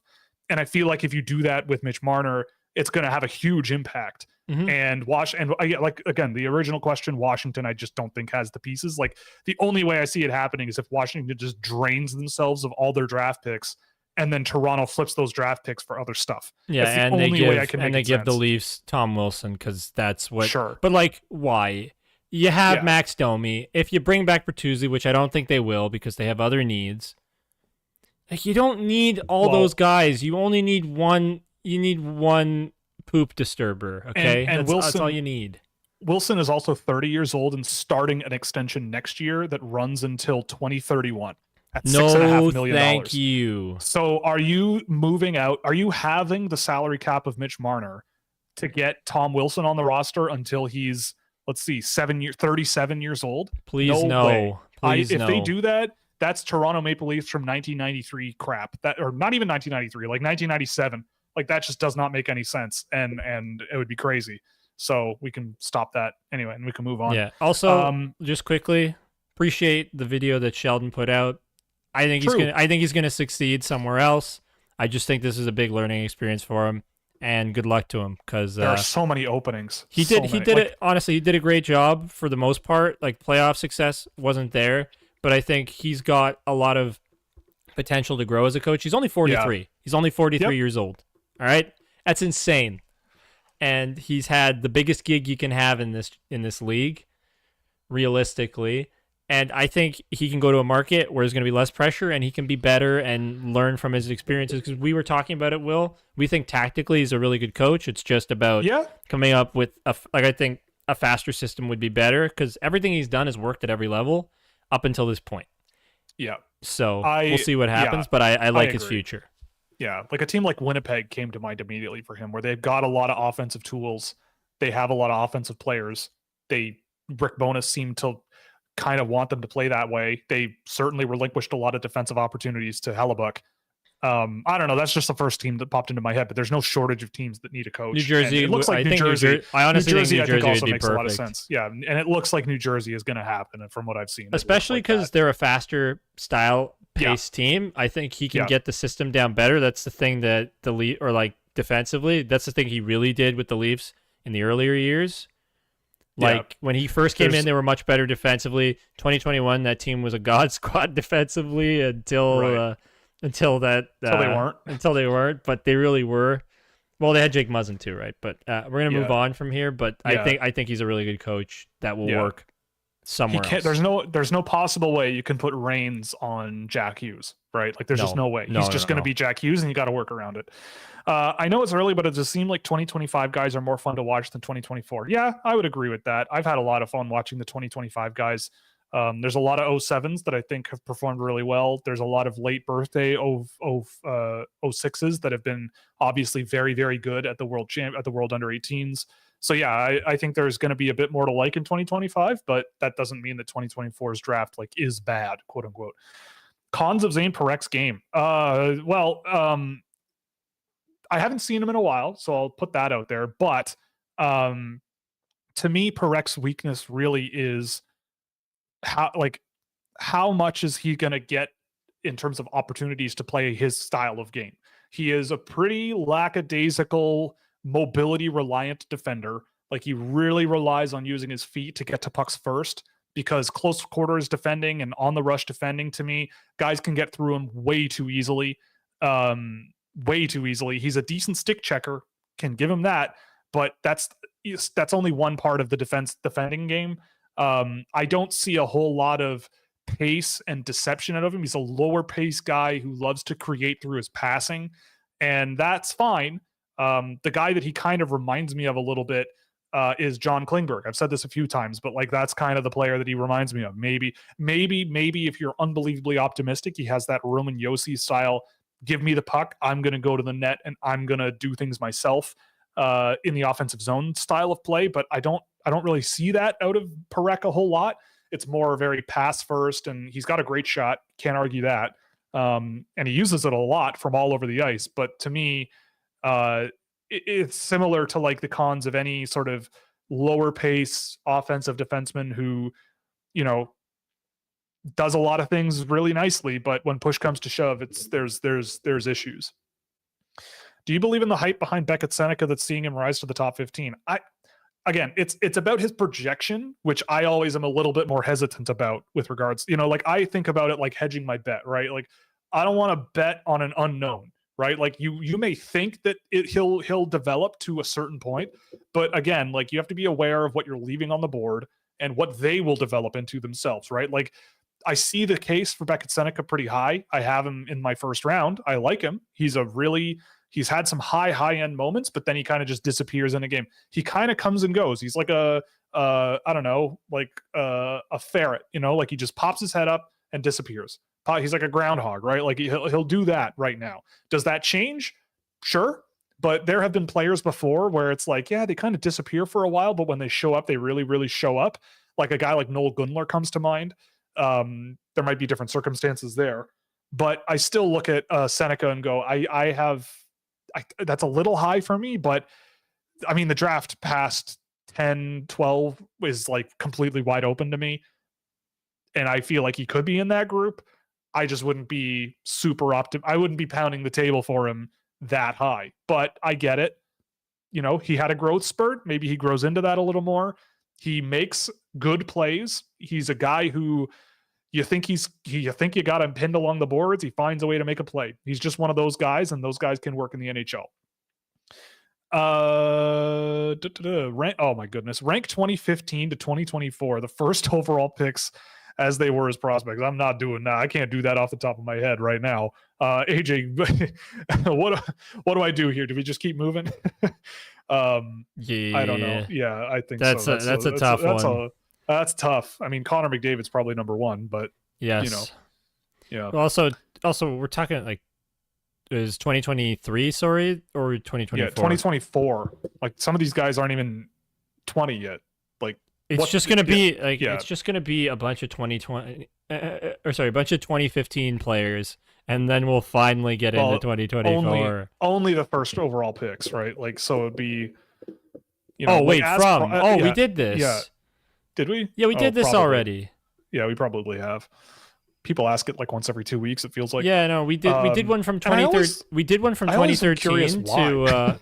Well, I think it's because people want to know, like in perspective, like how good is the first overall pick. So we we did we had Celebrini around like a Hischier level of player. Yeah, which I think is fair. Like Nico Hischier's a really good player. He's an elite player in my mind, and Celebrini could be that too. Is he up? I think we had like in our, because it was from 2013 onwards. 2015. No, but ours was 2013. The original one we got, because I did it because I wasn't getting asked to, like, most of the questions were for you. Yeah. So I did one. I don't have it anymore, but I had like Celebrini, like the 7 spot. But it's not because he's a bad player. It's just that first overall picks, there are some really high end guys. But I think he's in the lower bound of the last 10 years, but it's like middle lower bound. He's not like, he's still a really good player. Yeah, I agree. What potential points upside does Salayev have? 30 or 40 plus, or do you envision him as a pure defensive defenseman? I don't see a ton of production from him. Again, like I think 8 of his 11 points came in the first 10 games of the season, and a lot of them were like I passed it from my own blue line to a guy at the other blue line and he shot it and it beat the goalie. Like stuff where you're like, I don't see that really working a whole lot. Like I think he shot the puck from the point early in the season and it just got deflected by an opposing defenseman and went in. Like I don't really see a ton of offensive tools from Salayev. All the data I have points to him being a very passive, very safe, simple defensive zone first type player who needs work to get better there. That's kind of my read of him. But again, he's like a guy who has tools that are pretty rare, I suppose. And, you know, he's a guy who I have more towards like 20. and you can kind of go, yeah, let's stash him in Russia for 5 years and let's see what we've got at the end of it. But I mean, I could see NHL teams looking at that and going, yeah, but how many 6'7" guys that skate pretty well are there available? And I would go, well, there's 6'4" guys that skate really well. You could probably draft in the second round, maybe, maybe that would be an option too. And you look for someone a little further along, but whatever. I don't see, I mean, again, point projections are really tough. It depends on if he's ever a power play guy or whatever, but I don't see him as much of a point producer and also he has never been one, right? Like, it's not like he played in the junior leagues last year and had a point a game in Russia. Like he had like 7 points last year or something like that at the junior level. Like he's never been a point producer. In the last 40 or 50 games of the year this year, he barely scored anything. So yeah, I think that's more of a projection than anything. And I mean, I think you could make him a little bit better offensively over time, but I think again, like you have a lot of other guys who bring a lot more, I think. Is there a worse contract in the NHL than Darnell Nurse? Yeah, I think so. Like, I mean, Jonathan Huberdeau being a 50-point player at $10.5 million is pretty bad. But I think that's still better than Nurse. Like I was throwing out Trouba earlier, $8 million. Like Dubois.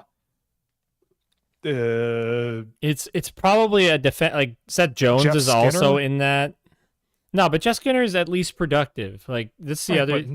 He had 46 points this year and is a $9 million winger, right? Like, I don't know. Yeah, but I don't know. There's just a bunch of bad ones that you could all like. The worst ones were the Parise Suter, but those are bought out now. those are gone. Those were terrible. John Tavares' contract I'd throw up there, but I still think the way I like to do it is think of what their actual value, what the value is to me, like what I would pay them, and then take it away. Like, with Darnell Nurse, he's probably $5 million overpaid, $4 million overpaid. Yeah, like I think that's fair. It's a lot. Jacob Trouba, he's $6 million overpaid for me. I'm not paying that guy near what he got. Like that one's worse, in my opinion. Yeah. We'll see with Johnny Gaudreau too, because he is a winger who's paid, I think, the highest paid winger in the league now, or is that no, Panarin? It looks like Panarin, but yeah, I mean, he's a guy who's up near $10 million, and I mean, 60 points for Johnny Gaudreau, and he's 29 years old, and they've got 5 more seasons. I don't know. That's also not great either. But Darnell Nurse is definitely up there. I would say he's definitely up there for sure. Nurse CC might be the worst top 4 pair in the entire NHL. Oh boy, is it happening? Think so. I don't think so. Yeah, I mean, who was San Jose's second pair this season? Yeah, right. Like I don't think it's that bad. Maybe on a contender, but even then, like, and again, Tyler Myers is also another not great one. But I also think again, it's like at the beginning of the season, when the Oilers were losing, it wasn't always really because of the players on the ice. The results were there. Just they weren't winning because the puck was going in the net over and over and over again. And this year in the playoffs, like what more can they do? They're out shooting Vancouver like 2-1. They're still in the series as well. Like this is not still over. It's not like, it's not the end of the world here. It's not, don't be a Leaf fan after game 5 or whatever, right? Like it's not over. It's tough, but it's not over. Hey, I remember exactly what you sent me after game 5. Oh, I know. I wasn't in a good mood. Nobody should have been. Will said exactly what happened. He's like, they're gonna bring it back to game 7, get all of our hopes up, and they're gonna lose. I'm like, Will, please don't do this to me. He's like, but it's true, AJ. It's true. It's true. And then it was true. And I hate you for it. I hate you for it. I know. I hate myself for it too. Suppose you're the Devils on the clock at 10th and Nashville calls offering Saros for the pick. Oh, we did this. Yes, you make that trade. You absolutely do. Yeah. I don't think anybody who's likely to be on the board is worth not taking UC Saros. If you were the Sharks at 14 and had the option to trade back and get a defenseman like Badinka or another pick, would you do it? Probably. Mm-hmm. I think this draft from like 4 until 20 is, I don't know. Like it's like just what who do you like? Perfect right? that it's 420. Yeah. Nice. But I think, even 3, right? Like Berkeley Catton, I think you could make an argument shouldn't be a lock at 3, but I like him there. But I for me at 14, if you get a second round pick and maybe another later pick for moving down 10 slots or whatever, there's going to be good players later in the first round that you could probably snag, right? Like my guy there is Adam Jiricek. If there's a chance that he's available that late, then sure, you would do it and take the chance and add the picks. But hard to say unless you're getting an offer. But yeah, I would look at that as an opportunity to add some picks and not really take a big downgrade. Solberg versus Reinbacher. Oh, here we go. It's gonna happen. I've been on the Stein Solberg train for the last 4 months, I'd say, since the World Juniors, and I think things are already getting a little out of hand. I like Stein Solberg a lot. He's been in my first round for a while. I think he was in my first round on my last list. Let me check that before I make a fool of myself. Yeah, he was 20. He was 30 on my list in April. He's 28 now. I really like him. I like Solberg a lot. I originally started the season pretty low on him, but the more I watched, the more I've really, really liked.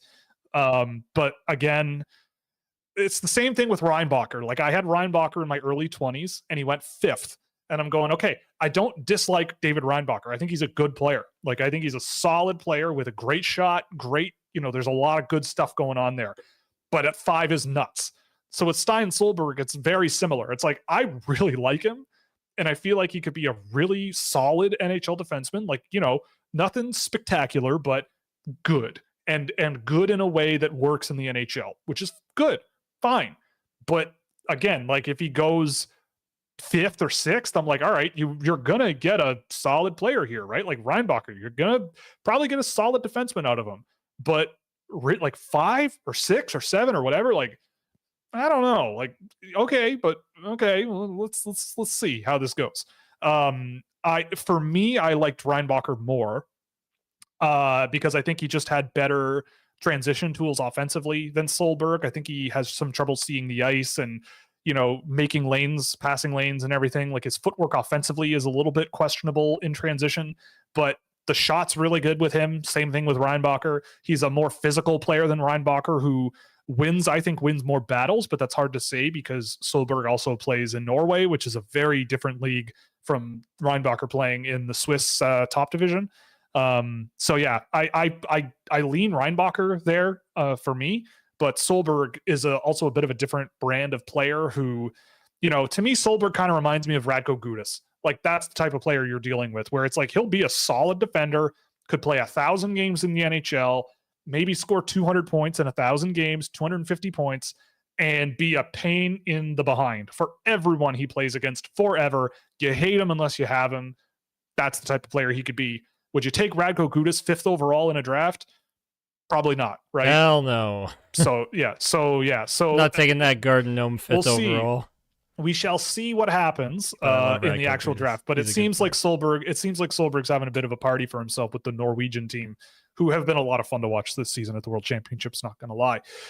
Why do you think Baudouin and Seneca are rising on draft boards? Well, Baudouin was Cole Baudouin at the under 18s. Like I went in going, all right, like this guy isn't bad. He's in my top 40.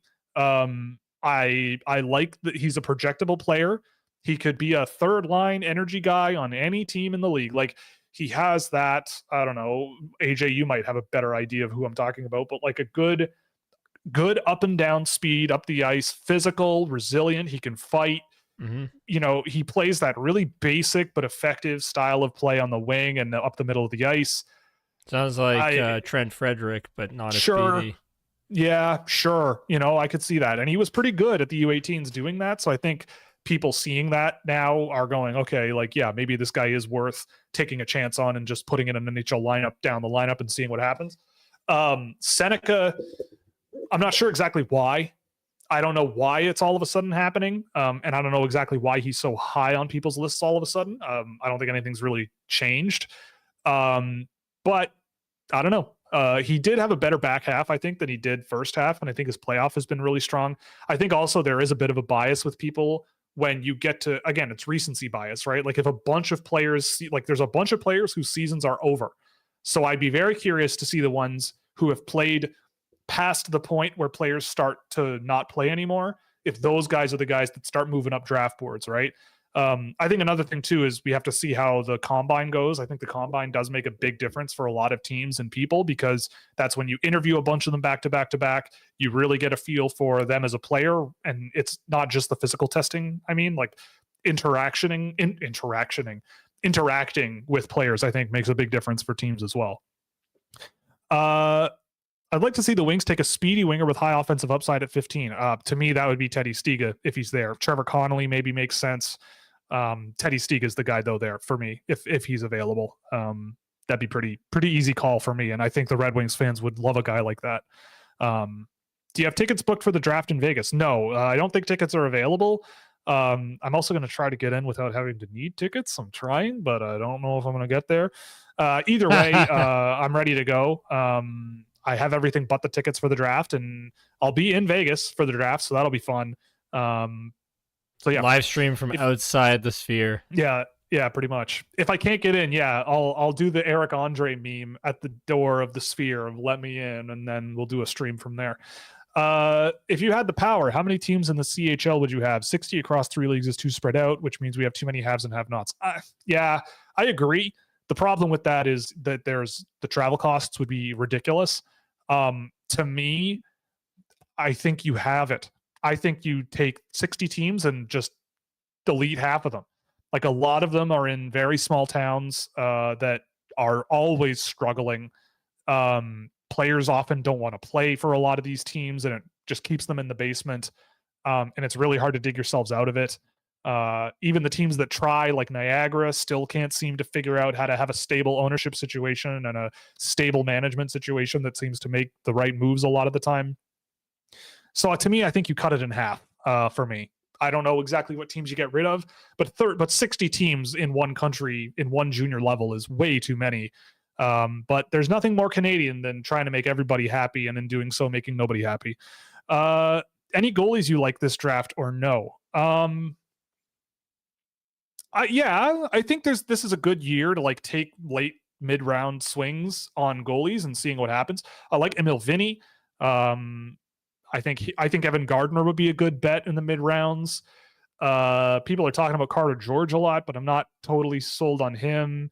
Cam Hendrickson, I really like from I was going to say Chattanooga High, but Chanhassen High School in Minnesota. He played in the USHL for the worst team in the USHL and looked pretty good in those games that I saw.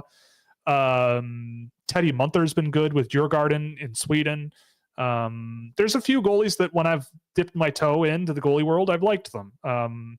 David Phillips for future consideration, so shout out him. He highlighted Ivan Yunin to me, who is hilarious. He only played 6 games this year, but I think I watched 4 of them, and he's hilarious, just incredibly athletic. And I think there's, the team he plays for in Omsk has like 7 goaltenders this year, so he might struggle to get ice time, but who knows? Long term, you see what happens. And if you pick him at 224 and it doesn't work out, there's no sweat off my back. Have you seen the updated list of team names Utah people can vote for and thoughts? Yeah, actually, I voted. I did too. Yeah, I voted. Let's see. I think I only voted for 2 names because I thought a lot of them were terrible. Yeah. I thought a lot of them were a little corny as well. Who were the teams that I voted for? I can't remember. So Canyons, no. Caribou, no. Squall, no. Outlaws, I think, is lame. Blizzard, no. Because like any snow related one, you have the Avalanche right up the road. I think that's a little silly. Ice, Powder, Mammoth, no. Everyone seems to want Yeti, but I don't know why. I don't really like it. I voted that one. I don't know. The Fury, no. You've already got the Wild in the league. That's no. Frost, no. I liked Utah Venom. That's a cool name. Those are the 2. Yeah, Yeti and Venom are the only 2 I voted for. I think I voted Venom, Hive, HC, and Hockey it's the Club. Beehive. It's the Beehive State. They're Beehive State. It's Utah. They could wear some fun jerseys. I think it'd be fun. But I think those are the only ones I voted for. I wanted to vote for the Black Diamonds, but I don't know. It just didn't feel quite right. Like you got the Golden Knights, and I think Venom will win, and I like that. I hope so. I also was like, do they have venomous snakes in Utah? And that turned out to be a very stupid question. They have many, many venomous snakes in Utah. lots of things that can try to kill you. I mean, Mountaineers, no. Glaciers, no. The Utah Blast is hilarious. That would be so crazy. Powder's hilarious too. I Like, like this. Yeah, the Powder. I don't understand, but the Utah Black Diamonds, I thought was it's a cool name and it rolls off the tongue really well, but I'm not sure it like works as well as I hope. I don't think in reality. But yeah, there are some good ones in there though. Where are we? Thoughts on Cole Hudson? He's got another player who I think has gotten better over the course of the year. I think he's a guy who he's a very different player from his brother, in my opinion. I think he's arguably a more NHL-like version of his brother. Like his brother is like a one-of-a-kind type of defenseman. Hudson's more up and down the ice, like straight line offense. Uses his edges a lot at higher speeds than his brother. Like his brother's more of a skill first guy. Cole Hudson is more of a footwork first kind of guy and a more push the defense back type defenseman rather than embarrass the defenseman with your skill level. So I like him. Like I feel like if he falls in the third, fourth round of the draft, then you may as well take a chance on him. Third, fourth, fifth guy I draft, I'm more than happy. Maybe not third. Like if he's the fourth or fifth guy I'm drafting and it's the fourth round, I'm happy with that. Is Carter Yakimchuk basically Trouba with offense? I don't know about that, but Yakimchuk isn't reckless enough. Let us remember that the 2024 lottery is the first time since 2010 that no team has moved. That is very true. Yeah. So boring, in the future, lame. Boring. Yeah, lame. Yeah. I forgot they asked him if he thought it was rigged. If you had a chance to talk about the dumb Ivan Fedotov stuff the IIHF sent out, yeah, I'm confused by that. I mean, I don't want to spend too much time on it because it's very bureaucratic and strange, but from my read of the situation, it makes sense why they would penalize who they penalized, and why they did that. But it feels like he's just kind of caught in the middle. Like my understanding, and I could be wrong on this, but he signed an entry-level deal with Philadelphia, and the Philadelphia Flyers there wasn't a transfer agreement in place for him to go back and play with CSKA. I think like the Philadelphia Flyers never had the chance to loan him back to Russia. But he played for them anyway. Like the team played him in Russia when he was under an entry-level contract with Philadelphia at the time, but wasn't properly transferred to CSKA to play. So he played, and now they're extending all of the penalties that they put on CSKA for a number of years. And it said it's banning international transfers. So I think that it's exempting the NHL from that. But that basically means to me that any CSKA player can't like go to another country and play, which is insane to me for the next 4 seasons or 3 seasons. So I think entry level contracts in the NHL are separate from that, but gee whiz, pretty wild stuff. And generally, I mean, I know people are just looking at it and going, "Oh, it's because he's Russian and you're penalizing blah blah blah." It's like that's kind of thing I don't think ever really happens, right? Like it's not like people have it out for a certain ethnicity, therefore they just block them from doing a thing. At least not in 2024. Generally, fingers crossed that's not what's happening. But there are lots of other players they could have done this to, right? Like that they could suspend for trying to, because they're Russian and doing whatever. Like I think just it's Fedotov caught in the middle. Like I know he probably isn't in a place to say no and not play for. He probably didn't even know that there's a rule in place to be like you can't play for a team unless there's a transfer agreement in place that allows you to play for them for the time being.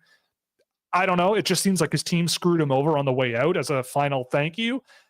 Which sucks, sure. But I also don't feel like Fedotov was really in line to play at these high-end tournaments, right? Like he's not going to play goalie for the Russian national team, assuming they're there at the Olympics, right? I just don't think that's going to happen. They have too many great goaltenders.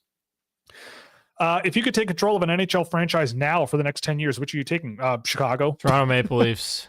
Chicago. You got Connor Bedard. I could get Ivan Demidov. You got Oliver Moore. I'll start there. I'm taking my home team, and I'm doing it in my vision. I'm making them faster. We're winning the Stanley Cup. Or you give me the Arizona Coyotes when they come back. I'll do that because I love Scottsdale and I love Arizona. So we'll say that too. Yeah, my answer is boring, but that's just no matter what, it'd be the Toronto Maple Leafs for me because Right. that's who I am. Thoughts on Kotkaniemi? Is he playing poorly enough to be considered a bad contract? I mean, it's less than $5 million. It's not terrible. Like, I feel like a bad contract is really bad when it hamstrings the team. And it seems like Carolina has no problem sort of doing what they want, even It with that contract. might this offseason, but it Yeah, hasn't hamstringed them yet. But it I has don't the think potential to hamstring them a bit. yeah, like he's a fine player. He's not bad, but in the playoffs, he hasn't been great. He's been pretty invisible, but generally speaking, Kotkaniemi's not terrible. And for $4 million, like that doesn't buy you a ton much anymore, right? Like $4 million is not a tremendous amount of money to spend on a player in free agency anymore. I don't think. No, It seems, but it does give you a little more. Like more than anything, I look at it as it's more about having the money to pay the rest of your players, right? Yep. You want to be able to allocate that budget to re-sign guys more so than I'm going to take this 4.8. I think it's 4.8, right? Or somewhere in that something range. like that, somewhere in there, yeah. Take that money and give it to the guys that are already here who you want to keep, right? Like Jake Gensel. That could have been the money to keep Jake Gensel, and now Tavo is probably got to go as a result. So I think I would classify it as a bad contract, but he's still a decent player. It's just not working out tremendously. It was fun for the memes. There are many worse contracts, though. I'll say that.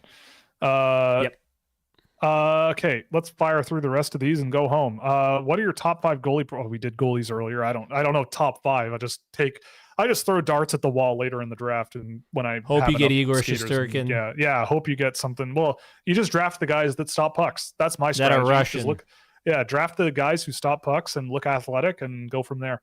Do you think the Rangers have a legit player between one of Othman or Perreault? I mean, I think they'll have those two guys will play. What do you mean by legit? Because to me, they're not line drivers. Like legit means line driver to me, and they're both not that. You'll get like a good physical guy in Othman, a good physical sort of power skill winger, and Perreault is a high skill finisher. Like if you shelter him with the right players, I think you'll get good players with both of those players. Yeah, you put him in a role similar to Laugh, it could work. Yeah, absolutely. Someone said Leonard Crystal and a first-round pick for Marner. Yeah, no. I think Toronto hangs up the phone and burns the phone number. Your opinion on Heikki Ruohonen, Oscar Vuolet, and Peter Sikora. I liked Ruohonen at the U18s. I still don't know how high I'd put him on my board, if at all. I think he's on my watch list now, but big and smart, which is nice. A good combo to have. Oscar Vuolet, super good shooter. I don't know if there's much else there. Like he skates hard, he shoots hard, but the rest of the picture is not much for me. Peter Sikora, I need to take another look at. I liked him for a while, but the more I watched him, the more I kind of just went, I think there's just a lot of other guys I'd look at first. Decent amount of skill, decent shot, really smart. I think he plays really smart positionally. Like he kind of reads the ice at a high level really well. And didn't look out of place playing in the Czech league, but didn't really have the separation speed or the physical strength to sort of really make a difference there. Who do you think the Hawks should take it to? Oh yeah, to me it's Demidov. Easy. Clark Caswell thoughts. Super smart. One of the best analytics players I've tracked this year. I love Clark Caswell. Could easily be a guy for team scouting in the 4th round or something like that if he's there. I would not be surprised. I've run my simulator all the time and he's often available. So he could be a guy there. Dean Letourneau, talk about a unicorn. I don't know. A guy who, whenever I've seen him, I'm shocked that he's considered such a high draft pick. But to me, sure, I mean, I can't disagree with the thought of like, well, what could he be if he fills out and becomes, like to me, he reminds me of Michael Rasmussen.